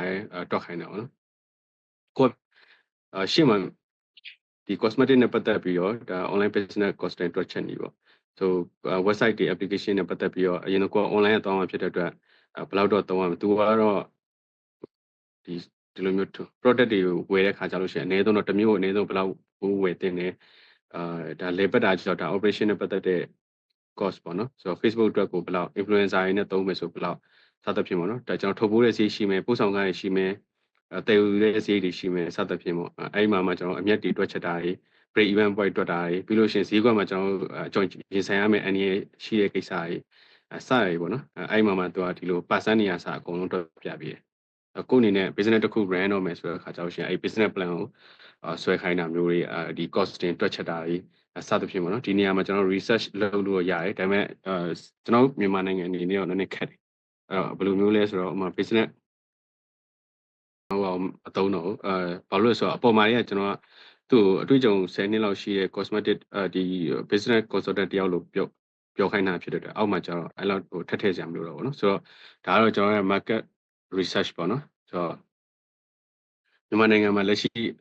ဈေးကွက်မှာဆိုလို့ရှိရင်ဒါ2025မှာဆိုရင်အမေရိကန်ဒေါ်လာဒါ329တန်းအထိရှိမယ်ပေါ့လာမယ့်9နှစ်မှာဆိုလို့ရှိရင်သူ့ရဲ့ CAGR percent တိုးတက်မှုနှုန်းက 4.8% ထိတိုးတက်မယ်ပေါ့လေအဲ့တော့beauty salon တွေကကျတော့လက်ရှိအရွယ်စားဘယ်လောက်ထိရှိရဲစသဖြင့်ပေါ့နော်အဲ့လိုဈေးကွက်လမ်းကြောင်းနဲ့သုံးဆွဲသူတွေအနေနဲ့ဘယ်လိုရှိမလဲဆိုတဲ့ဟာတွေသုံးဆွဲသူတွေခွဲခြားပေးတဲ့ဟာတွေဈေးကွက်ခေါင်းဆောင်တွေကလက်ရှိမှာဘယ် brand တွေကဈေးကွက်မှာခေါင်းဆောင်နေလဲဆိုတဲ့ဟာတွေပြီးလို့ရှိရင်ဒီ trend ရှိမယ်ပြီးရင်အခက်အခဲတွေရှိမယ်စသဖြင့်ပေါ့နော်အဲ့တော့ skin care နဲ့ပတ်သက်ပြီးတော့ဒါကတော့သူ့ market ကို research လုပ်တဲ့အပိုင်းပေါ့နော်စသဖြင့်ကိုမေးလို့ရပါတယ် research ပိုင်းနဲ့ပတ်သက်လို့ရှိရင်တော့ကျွန်တော်တော့ recommend ပေးချင်တာကတော့ဒီpublicity ပေါ့နော်အဲ့ဒီဟာကို recommend ပေးချင်ပါတယ်ပြီးတော့ကျွန်တော် message group ထဲမှာပို့ပေးပါမယ်ပြီးတော့သတင်းအချက်လက်တွေနဲ့ပတ်သက်ပြီးတော့AI ထဲမှာ ChatGPT ကတော့အကောင်းဆုံးပေါ့နော်ဒါပေမဲ့သူကမြန်မာစာကိုကြတော့ DC လောက်တော့မကောင်းဘူးဆိုတော့ဒါခုနမေးရတဲ့ဟာပေါ့နော်ဒါဆရာအောင်ထက်ခန့်နောက်ခံတဲ့ကြွကြမှုအပိုင်းမှာဒါ International Association of ဒါ IAC မှာဆရာ personal professional ဖြစ်တယ်ပေါ့လေဆိုတော့လူပေါင်း1600ကျော်တခါလေ2018ကနေစပြီးလူပေါင်း1600ကျော် coaching session တွေကူညီထားတယ်ပြီးတော့အဓိကလှုပ်ဆောင်ချက်တွေကတော့coaching ခြေပြီးလုပ်ငန်းတွေတိုးတက်ဖို့နိုင်ငံတကာအဆင့် coach တွေမွေးထုတ်ပေးဖို့နော်ဆိုတော့ coaching session တွေနဲ့ပြီးလို့ရှိရင်သင်ကြားရဲ့နည်းလမ်းတွေကတော့ဒါ human psychology ရော limiting belief နဲ့ emotional trauma ဖြေရှင်းနည်းရော relationship နဲ့ပတ်သက်တာတော့သူထင်ရှားတဲ့သင်တန်းတွေကတော့ Mindsphere Life Coach level 1ပေါ့ level 2မထည့်ရသေးဘူး level 1တော့ထင်ရှားရလို့ဆိုတော့သူ up to date ဟိုမဖြစ်သွားတယ်နဲ့ဒါပေမဲ့ search ကိုတော့နှိပ်ထားတယ်ဆိုတော့ဒါဆရာကိုဘယ်လိုဆက်သွယ်ရမလဲဆိုတဲ့ဟာတွေကဆိုတော့အဲ့လိုမျိုးရှိထားတယ်ဆိုတော့ဟိုအဲ့နေရာမှာကျွန်တော်လက်ရှိရှာဖွေရမှာတိုက်ရိုက်ဖော်ပြချက်မတွေ့ရှိသေးပါဘူးတဲ့ဒါပေမဲ့ဆရာအောင်ထက်ခန့်တော့ဒီထောင်ဖြစ်ပြီးတော့တင်နေမြောက်ဖွင့်လိုက်တာအဲ့ဆိုသူနှစ်မျိုးဖြည့်နေကျွန်တော်တနေရာမှာမေးတော့အဓိကဘာလို့ဒီ AI နဲ့တစ်ခုနဲ့တစ်ခုကျွန်တော်ရှင်ပြီးတော့တခါလေးမေးပြတယ်ဆိုတော့လေဒီမှာ तू ကဆရာအောင်ထက်ခန့်ရေးတော့ သူ့မှာ information မရှိသေးဘူးဆိုတဲ့ပုံစံပြောနေရပါတော့ဒါပေမဲ့ကျွန်တော်တခြားမေးထားတဲ့ဟိုရှိသေးတယ်ဆိုမနက်ကဖြေတာကြတော့ तू ကဟိုမှာဒီမေးခွန်းကိုပဲကျွန်တော်ခုနမေးခွန်းဟိုဆရာအောင်ထက်ခန့်ရှိအဲ့သူကဒီမှာတော့မသိဘူးပြောတယ်ဒါပေမဲ့ကျွန်တော်မနက်ကတစ်ခုမေးထားမှာတော့လုံးဝထိတိကျကျဖြေတာအဲ့ဟိုright person ဆိုပြီးတော့ဟိုအတိအကျဖြေတာChatGPT ကိုတစ်ချက်ကျွန်တော် AI Studio ပေါ့နော်search box မှာ AI Studio ကိုရိုက်ထည့်လိုက်လို့ရတယ်ဒါပေမဲ့ခက်တာကြောင့်ကျွန်တော်မြန်မာ region နဲ့မရအောင်တခြားနိုင်ငံ region နဲ့ဆိုတော့ရတယ်အဲ့ဒီဟာဆိုလို့ရှိရင်ဒီဟာမတွေ့သေးပါလို့ဖြေမနေ့ကကျတော့ဘယ် AI ကဖြေလိုက်တာလဲမသိဘူးဒါဆိုလို့ရှိရင်ကျွန်တော်သူ့ဟိုပေးထားပါတော့ကျွန်တော်ရဲ့ Gmail တွေကျွန်တော် Facebook page တွေကစ link တွေပို့ပေးထားအဲ့ဆိုတော့ဒီတခုခုကျွန်တော်လောက်ခိုင်းတဲ့အချိန်မှာဆိုရှင်အောက်ဆုံးမှာကျွန်တော်ဆက်သွယ်ဖို့အတွက်ချက်လက်တွေကဆက်သွားတခါလေးထည့်ပေးထားတယ်ဟို AI ကိုပြောရရင်တော့ကျွန်တော်စာတင်ဟိုကျွန်တော်တင်ပေးထားလို့ရတယ်ကျွန်တော်မသိဆိုတော့သူတို့မှတ်ခိုင်းလို့ရတယ်ဒီမှာဆရာအောင်ထက်ခန့်စာအုပ်ကိုဟိုလုပ်ပေးပါဦးနော် summary လုပ်ပေးပါလို့ပြောလိုက်တာဒီပုံနေရာမှာကျွန်တော်စာအုပ်နာမည်တော့ကျွန်တော်မရေးထားဘူးစာအုပ်နာမည်မရေးထားဘူးဆရာရဲ့ရေးထား right person right lot စာအုပ်ကိုတစ်ချက် summary လုပ်ပေးပါဆိုရေးထားအဲ့မှာဆရာစာအုပ်ကိုသူက book overview လုပ်ထားဒီလိုမျိုးပေါ့နော် understanding love and relationship ဆိုပြီးတော့အချက်5ချက်ပါတယ်ပြီးလို့ရှိရင် key insight တွေတခါထည့်ထားတယ်ဘယ်မှာဝယ်လို့ရလဲဆိုလို့ရှိရင်ပန်းဆက်လမ်းမှာဝယ်လို့ရတယ်ဒုတိယပုံမှာဝယ်လို့ရတယ်စသဖြင့်ပေါ့နော် post story မှာဝယ်လို့ရတယ်ပြီးလို့ရှိရင်ဆရာရဲ့YouTube ဟိုပါတခါအဲ့စာအုပ်နဲ့ပတ်သက်တဲ့ YouTube ပါသူတခါလေးလုပ်ပြီးဟာအောင်ဒါစုတ်တီကိုဆိုရင်စုတ်ဆိုဒီထဲမှာဝင်ကြည့်လို့ရတယ်အင်္ဂလိပ်လိုမေးထားတော့ကျွန်တော်မြန်မာလိုလိုက်ရှာနေလို့မတွေ့လိုက်ဒါ right person right love ပိုင်းဒီမှာဆရာနာမည်ရေးထားတယ် တော်တော်စုံတာပဲနော်ဒါဆိုရင်တော်တော်ကြီးတိကျရပြောရမှာ ဒါကတော့ဟို ChatGPT ပေါ့နော်ခုနကကျွန်တော်အဲ့ဒါဘာတော့กว่าလဲဆိုကျွန်တော်ဒီမှာဆိုရှင်သတိထားမိလိမ့်မယ်ကျွန်တော်ဒီမှာဆိုအင်္ဂလိပ်လိုမေးထားအင်္ဂလိပ်လိုမေးလို့ဆရာရဲ့စာအုပ်ထွက်လာခုနအဲ့ဒီ ChatGPT ကိုကျွန်တော်မြန်မာလိုမေးတော့ထွက်မလာဘူးDC မေးလဲမြန်မာလိုမေးလဲထွက်မလာဘူးဒီမှာမေးလဲကျွန်တော်ထွက်မလာဘူးအဲ့တော့ဟိုဆိုလိုတာတော့ကျွန်တော်တို့ AI ကိုသုံးတဲ့ခါကြလို့ရှင်အရင်ဆုံးကိုမြန်မာလိုစဉ်းစားပြီးတော့မြန်မာလိုခုနကကျွန်တော်အချက်လက်တွေပေါ့နော်why နေ what တွေဟောင်းနေအဲ့စသဖြင့်အချက်လက်တွေကျွန်တော်ခြာရေးပြီးသွားပြီဆိုရှင်အဲ့ဒီဟာကို translate လုပ်လိုက်ပေါ့နော် translate လုပ်ပြီးရင်အင်္ဂလိပ်လိုထွက်လာတဲ့ဟာကိုမှကျွန်တော်ဟိုအဲ့ဒီဟာနဲ့ပတ်သက်ပြီးတော့ကို prompt ရေးပေးပါဆို AI ကိုခိုင်းလိုက်ရတယ်ဒါတစ်စင်းတော့ပို့ရပါတော့ကျွန်တော်တကယ်လို့ e လို့ကိုကကောင်းကောင်းရရဆိုလို့ရှိရင်တော့ဟိုတခါတည်းအဲ့ prompt မှာ prompt မရေးတတ်သေးဘူးဆိုလို့ရှိရင်လည်း e လို့ကျွန်တော်လိုအပ်တဲ့ချက်လက်တွေကိုခုနဒီ what တွေဟောင်းနေwhom နေစတဲ့ချက်လက်တွေပါတဲ့ချက်ကိုကျွန်တော်ရေးပြီးတော့ prompt ရေးခိုင်းလိုက်ရေးပြီးဆိုလို့ရှိရင်အဲ့prompt sample ရေးခိုင်းပါတော့ရေးပြီးဆိုလို့ရှိရင်ကျွန်တော်အဲ့ sample ကိုယူပြီးတော့မှတစ်ခါထပ်မေးလိုက်မေးလိုက်သူဖြည့်ပြီးတဲ့အရာတွေကလုံးဝဟိုတော်တော်များတိကျအဲ့ခါမှကျွန်တော် translate ပြန်လုပ်ပေါ့နော်ပို့ပြီးတော့ပိုကောင်းတယ်ပေါ့လေဒီနေရာမှာကျွန်တော် AI နဲ့ပတ်သက်ပြီးတော့တခြားအဲ့လိုဘာမေးချင်တာရှိလဲပေါ့နော်သူ့ကျွန်တော်တိလာလို့မေးလိုက်တာပေါ့နော်ကျွန်တော်ဘာလို့ဆိုကျွန်တော်သူ့ကိုပြောထားတဲ့ဘက်မှာသူကျွန်တော်မှတ်မိတယ်ပေါ့လေပိုအောင်ဖြစ်တယ်ပေါ့ life coach မြန်မာနိုင်ငံမှာ personal development နဲ့ relationship ဘိုင်းကိုအဓိက focus ထားရတာပေါ့နော်ပြီးတော့ especially for young people ပေါ့ so ပြီးတော့ကျွန်တော်သူ့ကိုမေးလေးရှိရဟာရောနော်ဆိုတော့သူကကျွန်တော်BNN coffee နဲ့ပြီးလို့ရှိရင်မင်းအဲ့လိုပေါ့နော် brand တစ်ခုတည်ဆောက်နေရပေါ့အဲ့လိုမျိုးသူကဖြစ်ဆိုတော့အဲ့မှာကျွန်တော်ဟိုလွယ်လွယ်လေးပဲဘယ်လိုလဲဆိုတော့ဟိုဥမာထားပါတော့ I'mဒီတိုင်းပဲပြောရုံပဲဟိုကျွန်တော်ကိုအောင်ဖြစ်တယ်ဆိုပြီးတော့တယ်ပြီးလို့ရှိရင် life coach တယောက် personal development ပဲဖြစ်ဖြစ်ပေါ့နော်အဲ့လို life coach တယောက်ဖြစ်တယ်ပြီးလို့ရှိရင်စသဖြင့်ပေါ့နော်ကိုဘိုင်းမှတ်ထားစီချင်တာမှတ်ထားစီချင်တဲ့အချက်လက်တွေကိုသူ့ကိုတခါရဲမှတ်ထားပြီးပါဆိုပြီးရိုက်ထည့်လိုက်အောင်ပဲအဲ့ခါကျရင် तू ကဒီအကောင့်ကိုသုံးတာဖြစ်တော့ဒီအကောင့်နဲ့ तू ကိုမှတ်ထားပြီးရအဲ့မှာဘာနဲ့တွဲမှတ်ရမလဲဆိုတော့ခါကျဒီတိုင်းတော့မရဘူးနော်ကိုအောင်နေကအများကြီးရှိနေတာဖြစ်တော့အဲ့မှာကျွန်တော်ရဲ့ Gmail အကောင့်ကိုပို့တယ်ဒါငါရဲ့ Gmail အကောင့်ဖြစ်တယ်မှတ်ထားပေးပါဦးနော်အင်္ဂလိပ်လိုပြောမှ तू ကသေချာလုပ်တာဆိုတော့နောက်ပြီးလို့ရှိရင်ကိုယ့်ရဲ့ website တွေ Facebook account တွေစသဖြင့်အဲ့ဒါဒီ page တွေကစသူ့ပို့ထားတယ်ပြီးလို့ရှိရင်ကိုယ့်တက်ပုံလည်းပို့ပြီးတော့ဒါငါပုံဖြစ်တယ်ပေါ့နော်စသဖြင့်ကျွန်တော်သူ့ကိုကျွန်တော်မိတ်ဆက်လိုက်တာပေါ့နော်ကျွန်တော်မိတ်ဆက်တဲ့ခါကျွန်တော်ဘာတွေလောက်ရကြိုက်တယ်စသဖြင့်ပေါ့နော်အဲ့လိုမျိုးလေးသူ့ပြောထားတော့သူကကျွန်တော်ကောင်းကောင်းသိသွားတာဒီနေရာမှာကျွန်တော် okay DC မှာတွားလိုက်ဒီမှာအမျိုးသမီးများရဲဆိုတော့သူကိုယ့်အကြောင်းကောင်းကောင်းသိချင်တယ်ကိုယ့်အကြောင်းကောင်းကောင်းသိချင်တယ်ရှိရcoach တွေကတော့တည်ပြီးသားတော့ဖြစ်ပါတယ်ဒါပေမဲ့ကျွန်တော်ဘယ်နည်းနဲ့တောင်းမလဲဆိုတော့သိချင်တယ်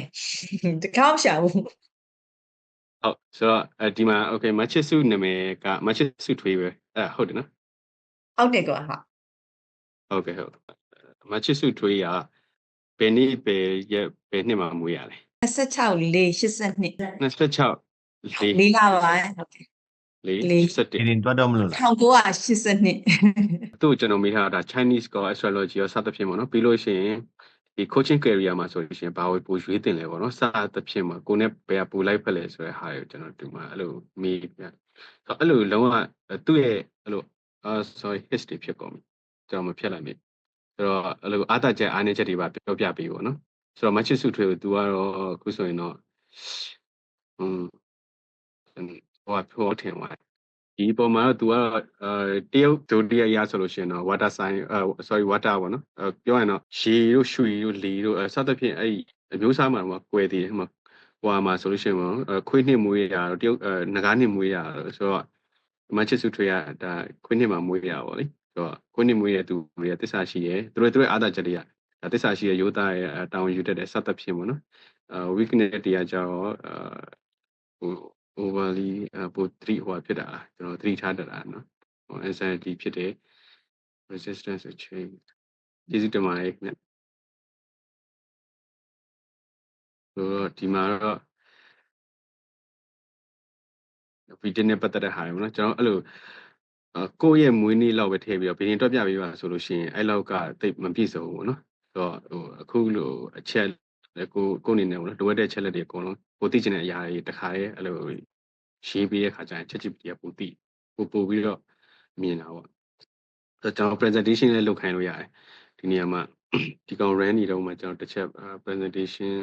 AM present pitch presentation ပိုကောင်း အဲ့စလိုရေးပါလား ဟုတ်တယ် ဒီရှင်းနေဆရာမလေးအဲ့အရန်ကောင်းတယ်သိမရှိဘူးမင်းတို့ကဒီကနေကူးလာတာ ဒါပေမဲ့ဒီနေရာမှာကျွန်တော်ဟို coach တွေကိုပဲယူရအောင်နော် coach တွေအနေနဲ့လွယ်လွယ်ကူကူမြင်မြင်ဆန်ဆန်နဲ့ဒီ presentation ဘယ်လိုသွားမလဲပေါ့နော်အဲ့တော့ line နဲ့နှီးနေဒီကတော့pitch AI ပေါ့နော်ဆိုတော့ဟိုအဲ့ဒီမှာဆိုလို့ရှိရင်ကျွန်တော် presentation တွေကိုခဏလေးပဲပြောရင်9မိနစ်လောက်ပဲကြာမယ်ကိုသွားခြင်းတဲ့ presentation တွေကိုကျွန်တော်တို့တခါလေး9မိနစ်တည်းမှာလုပ်လို့ရတာပေါ့နော်ခုနအတိုင်းပါပဲကျွန်တော်ဟိုဒီဒါ western astrology မှာဆိုလို့ရှိရင်ထားမှာကျွန်တော်ဆို Taurus ပေါ့လေဆိုတော့လက်တွေ့ကြရစိတ်ရှိရစသဖြင့်ပေါ့နော်ကိုယ့်ရဲ့ဒီ sign နေစသိရမယ်ပေါ့နော် Vedic astrology မှာဆိုလို့ရှိရင်တော့ဒီ material stability ဖြစ်တဲ့ leadership ဖြစ်တဲ့စသဖြင့် career မှာတော့ recommendation လုပ်ထားတော့ public service နဲ့ပတ်သက်ပြီးတော့ဒီ role in community development အပိုင်းတွေ social work တွေဒါမှမဟုတ် government အပိုင်းတွေပေါ့နော်အဲ့ဒီအပိုင်းမှာဆိုလို့ရှိရင်ကိုကပို့ပြီးတော့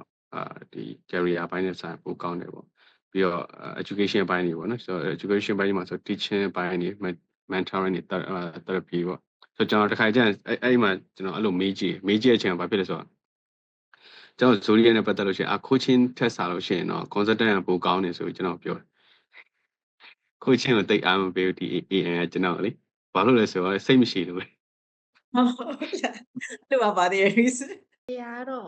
အကိုက်ဆုံးပဲဘာဖြစ်လို့ဒါစိတ်ရှိရစာမွေးပြေတော့ကလေမေးတဲ့တယောက်တစ်ခုစီဆရာမင်းကုန်ဆရာတယောက်ချင်းစီပြန်ဖြစ်တယ် AI ကျွန်တော်တိတ်မဖြေပြီးခြင်းဖြစ်တယ်ဒါတော့ဟိုကျွန်တော်ဒီ page နဲ့ပတ်သက်ပြီးဟိုပါပေါ့နော် presentation ပတ်သက်လို့ဆိုလို့ရှိရင်ကျွန်တော်ဒါတော့သူလုပ်ပြီးသား template တွေလည်းပါတယ်ပြီးလို့ရှိရင်ဒါမှကိုမှလုပ်ပြီးသား presentation ဒီ file ရှိတယ်အဲ့ဒီ file ကိုပြင်ကျင်နေဆိုလို့ရှိရင်ဒီမှာလာပြီး update လုပ်လို့ရတယ်အရင်တော့ကိုကအသစ်လုပ်မယ်ဆိုရင်step ပေါ့နော်ဆိုတော့ blank အနေနဲ့သွားမလား blank အနေနဲ့ဆိုလို့ရှိရင်ကျွန်တော်အောက်မှာရွေးလို့ရတယ်အောက်မှာကိုကြိုက်တဲ့ဒီမှာသူပေးထားတဲ့ဟာတွေနဲ့ပတ်သက်ပြီးတော့အဲ့လို template ပေါ့နော်အဲ့ဒါပုံလို့ရတယ်နောက်တစ်ခါကို file ကိုလည်းပို့လို့ရတယ်ဒါကျွန်တော် AI ကိုခိုင်းနေတယ်ဆို AI ကို start with AI ပေါ့အဲ့မှာကိုဘယ်အကြောင်းအရာကို create လုပ်ချင်လဲ presentation ကိုဒီထဲမှာတယောက်တော့အဲ့လို presentation လုပ်ချင်တဲ့အကြောင်းအရာနဲ့ပတ်သက်ပြီးတော့အဲ့လိုခေါင်းစဉ်တစ်ခုခုထုတ်ပေးပါလားဘာလုပ်ချင်လဲပေါ့နော်သူကတော့အဓိကတော့ကျွန်တော် DC ကိုဘာလို့ပြင်ရလဲဆိုတော့ DC ကပို့ပြီးတော့ဟိုဖြစ်လို့မြန်မာစာပိုကောင်းလို့အခုကကျတော့ဒီ ChatGPT မှာကျတော့ဒီပုံစံနဲ့ပြောတော့အားနည်းချက်တွေကတော့စိုးရင်ပူပန်တတ်တယ်အဲ့လိုမျိုးပွင့်သိပ်ပြီးပွင့်လင်းမှုအားနည်းရပေါ့လေသူကတော့အဲ့လိုမျိုးပြောထားတာပေါ့နောက်တိုင်းပေတွေမှာဆိုလို့ရှိရင်တော့ကြည်လင်တည်ငြိမ်နေလက်တွေ့ကြရဲတိခတ်နိုင်စွမ်းကောင်းနေပြီးတော့အသေးစိတ်ကိုသူစီစစ်ပြီးစူးစမ်းတတ်တယ်ပေါ့လေလူငွေကောင်းနေ passion နဲ့လှပတမိုးထားတိကျအလုပ်လုပ်ချင်တဲ့သူပေါ့ဆိုတော့အဲ့ဒီပိုင်းမှာဒါတော့ Vedic astrology မှာဆိုလို့ရှိရင်ဒါသူ့အတ္တချက်အနေချက်တွေသူတခါတည်းမတူညီတဲ့ဟိုပါပေါ့ဒါဆို confusion ရဲ့အပိုင်းမှာဆိုလို့ရှိရင်တော့ဒီမှာသူရေးထားတဲ့အဖြစ်မဲ့ကျင်နာစာနာရှင်းနဲ့ဟိုမြန်မာစာတဲ့အလောက်ကိုင်းနဲ့ပတ်သက်ပြီးတော့လေသူရေးထားတဲ့တိတ်တော့ဟောမဖြစ်ဘူးအင်္ဂလိပ်လိုဖတ်မှရအသက်30အသက်26နဲ့30ကြားမှာဆိုလို့ရှိရင်တော့ဒီလိုပိုင်းနေပေါ့နော်ကျောင်းပြန်စင်သူမရသူဟိုဘယ်လိုညာ DC မှာရေးထားဆိုလုံးဝကွာကျွန်တော်မေးထားကြတော့တရုတ်ပေရင်ရဲ့အနောက်တိုင်းပေရင်မြန်မာပေရင်ရဲ့ confucius ယူဆနဲ့အလောက်ကင်စိတ်ပညာတွေကိုမေးထားပါတော့ဆိုတော့ဒီမှာဆိုလုံးဝမြန်မာစာအရင်ကောင်းတယ်အရင်လဲကွာဆိုတော့ဒီမှာ Machisu တွေမှာဆိုရင်သစ္စာရှိရဲ့ကုနာထားတဲ့တောင်းယူမှုရှိရဲ့လိုသိမြင်နိုင်စွမ်းကောင်းတယ်လူမှုတိုင်းဝိုင်းအတွက်ကိုအားစိုက်ထုတ်မှုလှုပ်ဆောင်နိုင်တယ်အားနည်းချက်တွေကတော့အရင်သတိထားလုံးတယ်စိုးရင်ပူပန်မှုတွေများတယ်ရုပ်တရက်ပြောင်းလဲတာတွေမနှစ်သက်ဘူးပေါ့စသဖြင့်ဒါဒီပိုင်းမှာမှန်တယ်နော်တဲ့အခုမှန်တယ်ဆိုတော့အလောက်ကင်နဲ့ပတ်သက်ပြီးတော့ကြံပြူထားတာကြတော့တင့်တော်ရဲ့အလောက်ကင်တွေကတော့1နှစ်3ပြီးဆိုပြီးတော့အဲ့လိုမျိုးပို့ပြီးတော့ကြိုက်တဲ့ဟာကိုပိုကောင်းပိုပြီးလိုက်ဖက်တဲ့ဟာကိုတက်မှတ်ထားပြီးတာပြီးတော့လူမှုဖွံ့ဖြိုးရေးနဲ့ပတ်သက်တဲ့ဟာအကျိုးမြတ်မယူတဲ့လုပ်ငန်းတွေပေါ့နော်အဲ့တော့ကျွန်တော်ဟိုတချို့ကိစ္စတွေမှာပတ်စံမပေးခြင်းမချစ်စုဆွေးသွားပါတော့လို့ပြလည်းလုပ်ပြီးလိမ့်မယ်ဆိုတော့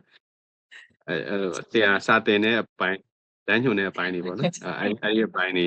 ကောင်းနေပေါ့အလောက်ကင်မျိုးစားတွေမှာတော့တည်ငြိမ်တဲ့လုပ်တွေတခြားသူတွေကိုညီတဲ့လုပ်တွေအစသဖြင့်မှာ တင်တော်ရာလူတွေကစီမံရေး manager project manager တို့အဲ့လိုဒီ financial advisor စသဖြင့်အဲ့ဒါကောင်းတယ်ပေါ့အားတက်ချက်နဲ့အားနည်းချက်တွေစိတ်အားတက်ချက်ကတော့ယုံကြည်စိတ်ချရတယ်ကိုจิตတရားကောင်းတယ်စိတ်ခံစားမှုဉာဏ်ကောင်းတယ်အားနည်းချက်ကတော့အပြောင်းလဲကိုကြောက်တယ်စိတ်မှုစီများလာတဲ့ခါကျရင်တော့သူဟိုဇွဲကြတယ်ပေါ့လေလုံးဖို့ကိုင်ဘက်တွေရွေးချယ်တဲ့အပိုင်းတွေမှာဒီလိုမျိုးလေးအလုံးလုံးသူအလုံးလုံးတဲ့ခါကျရင်စနစ်ကြတယ်စီစဉ်ဆွဲတယ်စသဖြင့်ပေါ့နော်အဲ့လိုမျိုးလေးတော့ပါတယ်ကံကြမ္မာနဲ့ပတ်သက်တဲ့ခါကျတော့ရှင်တော့အသက်20နဲ့30ကြာမှာတော့ငွေချင်းတည်ငြိမ်မှုတော့အားဆိုင်ရမယ်အသက်40နဲ့50ကြာမှာဆိုရင်တော့ခေါင်းဆောင်ဖြစ်မဲ့အခွင့်အလမ်းတွေရှိနိုင်တယ်ပေါ့နော်60ပတ်ဝန်းကျင်မှာလူမှုတိုင်ဝမ်အတွက်အကျိုးပြုနိုင်တယ်ပေါ့ကံကောင်းတဲ့အချိန်တွေကတော့ဒီချိန်နေစိတ်ပူစီမှုကိုကောင်းကောင်းမစီမံနိုင်ဘူးဆိုရင်တော့ကျမ်းမာရေးထိခိုက်လိမ့်မယ်ဆိုတော့အိမ်အောင်ဘက်နဲ့ပတ်သက်လို့ရှိရင်တော့အိမ်အောင်ဘက်ကသစ္စာရှိပြီးသိခံတဲ့သူဖြစ်မယ်ပေါ့နော်ဆိုတော့တရုတ်ရာသီဝင်ဖြစ်တဲ့ကြားလို့မြင်လို့တရားဖြစ်လိမ့်မယ်ပေါ့ကံကြမ္မာကိုထိန်းချုပ်တဲ့နေရာတော့ကိုသစ္စာရှိမယ်ပြီးတော့လက်တွေ့ကြကြလုပ်မယ်ပြီးရင်အကြံပြုခြင်းတဲ့အလုပ်ကံတွေတော့ဒါတွေဖြစ်တယ်ပေါ့လေဆိုတော့ဒီထက်ပိုပြီးတော့လည်းကျွန်တော်မေးလို့ရတယ်ဆိုတော့ဥပမာကိုက coach ကျွန်တော်ကိုကလက်ရှိမှာတော့coach တယောက်ဖြစ်တယ်ကိုအနေနဲ့ဘယ် coaching လမ်းကြောင်းကိုရွေးရင်ကောင်းမလဲစသဖြင့်အဲ့လိုမေးလို့ရတယ်ဒါပေမဲ့ခုနအပေါ်မှာပေါ့နော်မေးသလိုမျိုးအင်္ဂလိပ်လိုတေချာမေးပြီးတော့မှ translate သွားပါတော့အဲ့ဒါပို့ပြီးတော့ထိရောက်ခုနဟို pitch ဟုတ်ပါတယ်ခေါ်ရတယ်မသိ မိုက်တယ်ဟောဖတ်ရတာလည်းမိုက်တယ်မေးနိုင်လေးထွက်လာလေးဆိုတော့စိတ်တောင်စိတ်ဝင်စားတာ အဓိကတော့လေကျွန်တော်ရှေ့မှာခုနပြောသလိုပေါ့နော် what ဘာမေးချင်တာလဲမေးချင်တဲ့ဟာတော့အဲ what တွေ why တွေ how တွေ for whom တွေwhy တွေစသဖြင့်မေးအဲ့ဒီဟာတွေချက်လက်တွေကိုပါပြီးတော့မှဟိုပါမယ်ပြီးလို့ရှိရင်ဒီຢာနဲ့ပတ်သက်ပြီးခုနအဲ research တို့ search တို့ပြီးလို့ရှိရင် reason တို့အဲ့ဒါတွေလည်းဟိုရွေးချယ်မှုမှန်ကန်မှုလိုပဲအဲ့လိုပေါ့နော်အဲ့လိုဆိုလို့ရှိရင်ကျွန်တော်အတော်လေးလေးထိရောက်တယ်ဒါအဲ့ဒီဟာအင်္ဂလိပ်လိုမေးရအကောင်းဆုံးပဲပြီးသွားတော့မှကျွန်တော်ပြန်ပြီးတော့ translate လုပ်ပေါ့နော်ဟိုအဲ့ဒီမှာကျွန်တော်တခုအကြံပေးကျွန်တော် translate လုပ်တဲ့ခါကျတော့ရှင်ဒီဟာလေးကိုကျွန်တော် copy လုပ်လိုက်ပေါ့နော်ဟိုမှာဒါဆိုကျွန်တော်အင်္ဂလိပ်လိုမေးထားတယ်မေးထားပြီးသွားဆိုလို့ရှိရင်အဲ့ဒီဟာကိုဒီအောက်မှာ copy ကအရှိကြီးလုပ်ဆရာဟိုအများကြီးလုပ်ဆရာမလို့ဒီအောက်မှာကျွန်တော်ဒီမှာ copy လေးတစ်ခုရှိတယ်အဲ့ဒါ copy တစ်ချက်နှိပ်လိုက်တာဒီပေါ်မှာရှိမှသူဖြေဟာဟာရဟို copy လုပ်ပြီးသားဖြစ်သွားအဲ့ copy လုပ်ပြီးသားဟာကိုကျွန်တော် Google Translate မှာတွားပြီး translate တာကောင်းဟိုဘာဒီထဲမှာပဲထည့်ပြီးသူ့ translate ခုနကကျွန်တော်လုပ်တဲ့လိုမျိုး translate လုပ်တိုင်းခိုင်းတဲ့ခါကျရင်ဘာဖြစ်လဲဆိုတော့သူကန့်သက်ထားတဲ့အချိန်ဖြစ်တဲ့ခါကျရင်ဟိုသူကအရေးအတွက်ကန့်သက်ထားတဲ့ခါမှာဆိုလို့ရှိရင်ကျွန်တော်မေးနိုင်တဲ့ဆိုရင်ဟိုချိန်နေသွားတာပေါ့နော်အဲ့လိုတော့ဖြစ်သွားတယ်ဒါတော့ခုနဒီမှာ self confidence နဲ့ပတ်သက်ပြီးတော့ခုနဒီမန်ငိမ့်ထုတ်ခိုင်းတဲ့ဟာပေါ့နော်ဟိုမန်ငိမ့်ပြောတဲ့ဟာကို presentation အနေနဲ့ထုတ်လိုက်တယ်ပေါ့ဆိုတော့အဲ့မှာကျွန်တော်ဟိုကတော့ယူလို့ရတယ်ပေါ့နော်ဟို10မျက်နှာဒါ free ဆိုလို့ရှိရင်တော့သူ10မျက်နှာတော့နည်းနည်းပဲရတယ်အဲ့ဘက်မှာသူဘာကြီးလောက်ရမလဲ face your fear တို့နော်ပြီးလို့ရှိရင် set အခြေပဲ goals တို့စသဖြင့်ပေါ့နော်သူဘာလေးဒီ AI နဲ့ပတ်သက်ပြီးတော့သူအဲ့လိုမျိုးလေးပြပေးတယ်ဟို page ကကြတော့နည်းနည်းဟိုကတော့ဖြစ်တယ်ပေါ့နော်ဒီဟိုformal နည်းနည်းဆန်တယ်သူက education ဘိုင်းနေဆိုပုံပြီးရလိုက်တယ်အဲ့ဒီမှာဆိုရှင်ကျွန်တော် font နေရွေးလို့ရတယ်prompt ကိုမှကျွန်တော်ခုနဒီမန်ငိမ့်ပြောတဲ့ဟာကိုကျွန်တော်ပြန်ပြင်ချင်တယ်ဆိုလို့ရှိရင်ပြန်ပြင်လို့ရတယ်prompt ပြန်ပြင်လိုက်တာနဲ့ဒီဘက်ကဟာလေးလည်းပြောင်းသွားလိမ့်မယ်ပေါ့နော်ဆိုတော့အဲ့ဒီနေရာမှာဒါ font နေချိန်လို့ရတယ်ကျွန်တော် color theme နေချိန်လို့ရတယ်ဒီကြောက်ကိုသဘောကျရဆိုလို့ရှိရင် start editing ကိုနှိပ်လိုက်ပါတော့ start editing ဖြစ်သွားပြီဆိုလို့ရှိရင်ကျွန်တော် Canva 3တက်တဲ့သူဆိုရင်ဒီကောင်လည်း3တက်လိမ့်မယ်ပေါ့နော် Canva 3ဆိုကျွန်တော်ဒီပေါ်မှာဒီပေါ်မှာဆိုကျွန်တော် test တွေပြင်လို့ရတယ်media test မှာတော့မှကျွန်တော်ဘယ်ဘိုင်းတွေထဲမှာလဲဆိုတာရှိရယ်media နဲ့ပတ်သက်ပြီးကျွန်တော်ထည့်လို့ရမှာနော် image တွေထည့်လို့ရ video တွေထည့်လို့ရ စသဖြင့် sticker တွေလည်းထည့်လို့ရတယ်ဒီ icon တွေလည်းကျွန်တော်ပြင်လို့ရတယ်ပြီး shape တွေထည့်လို့ရတယ်ကို graphic အပိုင်းဟိုဖြစ်တယ်ဆိုရင်ပြီးလို့ရှိရင်ကျွန်တော် graph တွေလည်းသုံးလို့ရပါဘောနော်ဆိုအဲ့မှာမှဒီ Google Analytics ကဟာကိုယူသုံးမလား Google Sheet ဟာတွေထည့်မလားဒါမှကိုယ့်ရဲ့ဟို file တွေကနေပြီးတော့ထည့်မလားဆိုတော့စသဖြင့်အဲ့ဒါတွေလည်းသုံးလို့ရတယ်ပြီးကျွန်တော် table သုံးလို့ရတယ်ဒါတော့အဲ့ YouTube ကကျွန်တော် link တွေပေါ့နော်ကိုပြောချင်တဲ့ presentation နဲ့ပတ်သက်ပြီး YouTube က link တွေလည်းဒီမှာထည့်လို့ရတယ်ပြီးတော့ဒါကတော့ record ယူတာပေါ့နော်ဆိုတော့ file ပေါ့ဒါတော့မလို့အဲ့ဒီ play ဆိုတာကြတော့ကျွန်တော်ပြီးသွားပြီပြင်ဆင်တာပြီးသွားပြီဆိုတဲ့အခါကျတော့ကျွန်တော်ဒီ play ကိုနှိပ်ပြီးတော့ကျွန်တော် presentation လုပ်လို့ရပြီပေါ့နော်ဆိုတော့ဒီမှာတော့ကျွန်တော် design ပြင်လို့ရတယ်ခုန DI နဲ့ပတ်သက်ပြီးကျွန်တော် background color တွေ change မလား background image တွေကိုကျွန်တော်ထပ်ထည့်မလားစသဖြင့်ပေါ့နော်ဒါကိုဒီ slide သွားတဲ့အခါကျတော့ရှင်လဲ slide ကိုဘယ်လိုပုံစံသွားစီခြင်းလဲစသဖြင့်ပေါ့ဒီအဲ့လိုမျိုးသွားလို့ရတယ် Canva နဲ့ဘာကွာလဲဆိုတဲ့အခါကျတော့ Canva မှာဟို Canva လည်းလုံးတောင်းနိုင်ဆိုတာကောင်းတယ်ဒါပေမဲ့ Canva မှာကျတော့ AI နဲ့ဆိုလို့ရှိရင်ကျွန်တော်ပတ်စံပေးရတယ် ဒီဟာကျတော့ AI မှာ AI ကိုခိုင်းတဲ့အခါမှာကျွန်တော်ပတ်စံမပေးရဘူးပေါ့နော်ခုနကကျွန်တော်ကကျတော့ဒီ AI prompt ကိုကျွန်တော်တစ်ကြောင်းမရေးရတယ်နော်ခုနကမငိမ့်ပြောတဲ့တစ်ကြောင်းလေးပဲကျွန်တော်ရေးတာအဲ့လိုမဟုတ်ဘဲနဲ့ကျွန်တော်ကိုယ့်ရဲ့ဒီဟိုဟာနဲ့ပတ်သက်ပြီးတော့ဗောနော်ကိုကဒီအကြောင်းအရာတွေနဲ့ပတ်သက်ပြီးရေးထားတဲ့ဟာကိုအင်္ဂလိပ်လိုဗောနော်ရေးထားတဲ့ဟာတွေကို copy လုပ်ပြီးကိုယ့်ရဲ့ presentation မှာပါခြင်းတဲ့အချက်လက်တွေအချက်ဘယ်နှချက်ရှိလဲအချက်maybe အချက်30ရှိရလားအချက်20ရှိရလားအဲ့ဒီဟာကိုခုနဒီ prompt မှာကျွန်တော်ရိုက်ပြီးတော့ရေးခိုင်းလိုက်ပြီဆိုရင်အဲ့ဒီတိုင်းထွက်တယ်သူကတစ်ကြောင်းနဲ့ရေးထားတဲ့အခါကျတော့သူအဆင်ပြေတဲ့ဟာကိုသူအခုလက်ရှိမှာသူကထုတ်ပေးရ presentation တွေpresentation အပိုင်းမှာတော့Gamma AI ရှိရယ်ပြီးလို့ရှိရင် presentation AI ရှိရယ်ပြီးတော့ဒါpage AI ရှိရယ်အကောင်းဆုံးရေဆိုတာကတော့ဥမာဘာကွာလဲဆိုတဲ့အခါကျတော့ Gamma ကကြတော့လေ Gamma ကတော်တော်လေးကောင်းတယ်ပို့ပြီးတော့အဆင်ပြေရယ်ဒါ page ကကြတော့ဒီဘယ်လိုပြော user friendly ဖြစ်တယ် presentation AI ကကြတော့ဒီနေ့ design လေးစမ်းတယ်အဲ့လိုမျိုးလေးတော့ရှိရအောင်နော်ဟုတ်တစ်ခုနဲ့တစ်ခုနဲ့ရော AI ပေါ်မူတည်ပြီးကွာကြဒီမှာကိုစင်မေးထားတာဟုတ်မဒီခဏလေးပြင်ပြရတယ်ဆိုတော့ AI နည်းပညာတိုးတက်လာပြီးတော့ချက်ချင်းမင်းအဖြေထွက်နေတဲ့အခါ coach နဲ့ AI အဓိကကွာခြားချက်တွေကဘာဖြစ်နိုင်မလဲတဲ့အဲဆိုကျွန်တော်ကိုစံမေးရဒီမေးခွန်းဖြေပြီးတော့ break လိုက်မယ်ပေါ့နော်ဒီဟိုဟာလေး AI နဲ့AI ဒီအခုလက်ရှိ presentation ဒါမှ share နဲ့ပတ်သက်ပြီးတော့နော်ဆိုတော့အဲ့မှာကျွန်တော်လေဟို live coach ဟိုဟာနဲ့ပတ်သက်ပြီးတော့ဗောနော် coaching နဲ့ပတ်သက်ပြီးတော့ self coaching တွေလုပ်တဲ့ခါကြောက်ရှင်ဟိုဆရာပေးတဲ့မေးခွန်းတွေဆရာလည်းဒီ powerful question တွေပေးထားရရှိတယ်လေအဲ့ဒီဟာရှိသလိုဒီ AI ကိုလည်းကျွန်တော်သိချင်တဲ့အကြောင်းအရာနဲ့ပတ်သက်ကျွန်တော်ကြုံနေရတဲ့အကြောင်းအရာနဲ့ပတ်သက်ပြီးတော့မေးရလည်းရှိတယ်အဲ့လိုမျိုးဒီအကြောင်းအရာနဲ့ပတ်သက်ပြီးတော့ကျွန်တော် coaching question တွေပေးပါဆိုပြီးတော့မေးပြောတဲ့အချိန်မှာ AI နဲ့ကျွန်တော်နဲ့အသွားပြန်ပြောတာမျိုးမဟုတ်ဘယ်လိုမျိုးလဲဆိုတော့ကျွန်တော်ဒီအရာနဲ့ပတ်သက်ပြီးတော့ကြုံတွေ့နေရကျွန်တော် coaching question တွေမေးပေးပါဆိုရင် तू ကမေးခွန်းနေရအဲ့လိုမျိုး5-6ခုလောက်မကကြတာအဲ့တော့ကိုကဘယ်ဟာဖြေရမှန်းမသိဟိုတခုပြီးတခုလိုက်ဖြေနေရမျိုးပေါ့နော်ဟို तू မေးတဲ့မေးခွန်းတွေကျွန်တော်တခုပြီးတခုလိုက်ဖြေရပြီးသွားအဲ့ဒီပုံမှာမှ तू ကထပ်ပြီးတော့မေးရမျိုးတော့ရှိတယ်ဒါကြောင့်ဘာတော့กว่าလဲခါကြောင့်လေ coaching လုပ်တဲ့ခါမှာဖြစ်ဒီ counseling လုပ်တဲ့ခါမှာဖြစ်ဒီအပြင်မှာလောက်တာနဲ့အပြင်မှာ counseling လောက်တာနဲ့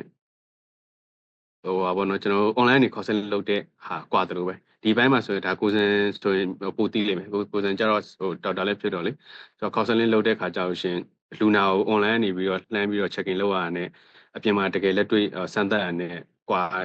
ဟာမှုလို့ပဲပေါ့နော်ဆိုတော့ AI နဲ့ကျွန်တော် coaching question တွေမေးတဲ့အခါမှာလည်း coach အပြင်မှာလက်တွေ့ coach တယောက်နဲ့ဒီအပြင်မှာလက်တွေ့ coach တယောက်နဲ့ဒီ AI နဲ့အဲ့ဒီဘက်မှာလည်းအဲ့လိုမျိုးလဲကွာဟာမှုရှိရပါတော့ဆိုတော့ဟိုမှာကျွန်တော်ကိုကအရင်ဟိုဒီကြောင်းနဲ့ပတ်သက်ပြီးတော့ဟို powerful တကယ်ဟို coach တယောက်အနေနဲ့ coach တယောက်ကတော်တော်လေးဟိုဖြစ်တဲ့ဟိုဘယ်လိုပြောရမလဲ energy ကောင်းနေတဲ့အချိန်မှာ तू မေးရဲ့မိကုန်းတွေကလည်း powerful question တွေသူ့အနေနဲ့အဲ့လို coaching ယူတဲ့အခါမှာ AI နဲ့ပတ်သက်ပြီးတော့ယူတဲ့အခါမှာဆိုလို့ရှိရင်တော့ဒါဆိုရင်တော့မဆိုဘူးပေါ့နော်ပြောရမယ်ဆိုရင်တော့10နဲ့10မြောက်လိုက်တယ်လို့ဖြစ်နိုင်တယ်အဲ့ဒီပိုင်းတဲ့တောင်မှာကိုက relationship နဲ့ပတ်သက်ပြီးတော့ဟိုအသေးကွဲနေရဖြစ်ဖြစ်အဲ့လိုမျိုးခံစားနေရအဲ့လိုမျိုးလူတယောက်က AI ကိုမေးမဲ့ခါကြောက်ရှင် तू ကငကိုတဲ့ तू က emotion တွေကတိတ်ပြီးကောင်းမနေဘူးသူ့ရဲ့မေးခွန်းတွေကလည်းဟိုပြောရရင် AI ကိုမေးတဲ့မေးခွန်းတွေကလည်းအဲ့လောက်ထိ powerful question တွေထွက်ဖို့ခက်တယ်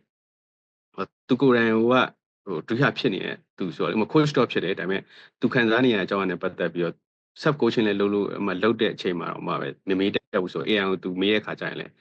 သူ powerful question ဖြစ်ဖို့ဟိုတော်တော်မလွယ်ဘူးပေါ့နော်ဟုတ်ကျွန်တော်တော့အဲ့လိုမျိုးလေးတော့ကျွန်တော်ရှေ့မှာလည်းအဲ့လိုမျိုး AI ဟိုဒီဘယ်လိုပြောရမလဲကိုယ် AI coach အနေနဲ့ထားပြီးတော့မေးဘူးတယ်ဟိုတကယ်အားရတော့အပြင်လူတယောက်နဲ့ coach တယောက်နဲ့ coaching ယူရတာပို့ပြီးတော့သဘောကျတာပို့အားရအချိန်ပေးပြီးတော့ sharing session မှာမိကိုနေမေးပေးတဲ့သူတွေရောcoach တွေရောနားထောင်ပေးတဲ့ coach တွေရောအားလုံးကျေးဇူးအများကြီးတင်ပါတယ်အမှားယူနေကျွန်တော်ရိုးသားဆုံးပြောရရင်တော့ဒီနေ့ညနေမှလည်းကြိုက်ကြလောက်တယ်အဲ့တော့အမှားကြီးလည်းပါနေကြိုကြီးလည်းတောင်းပါတယ်ဘယ်အတွက်ကျေးဇူးတင်ပါတယ်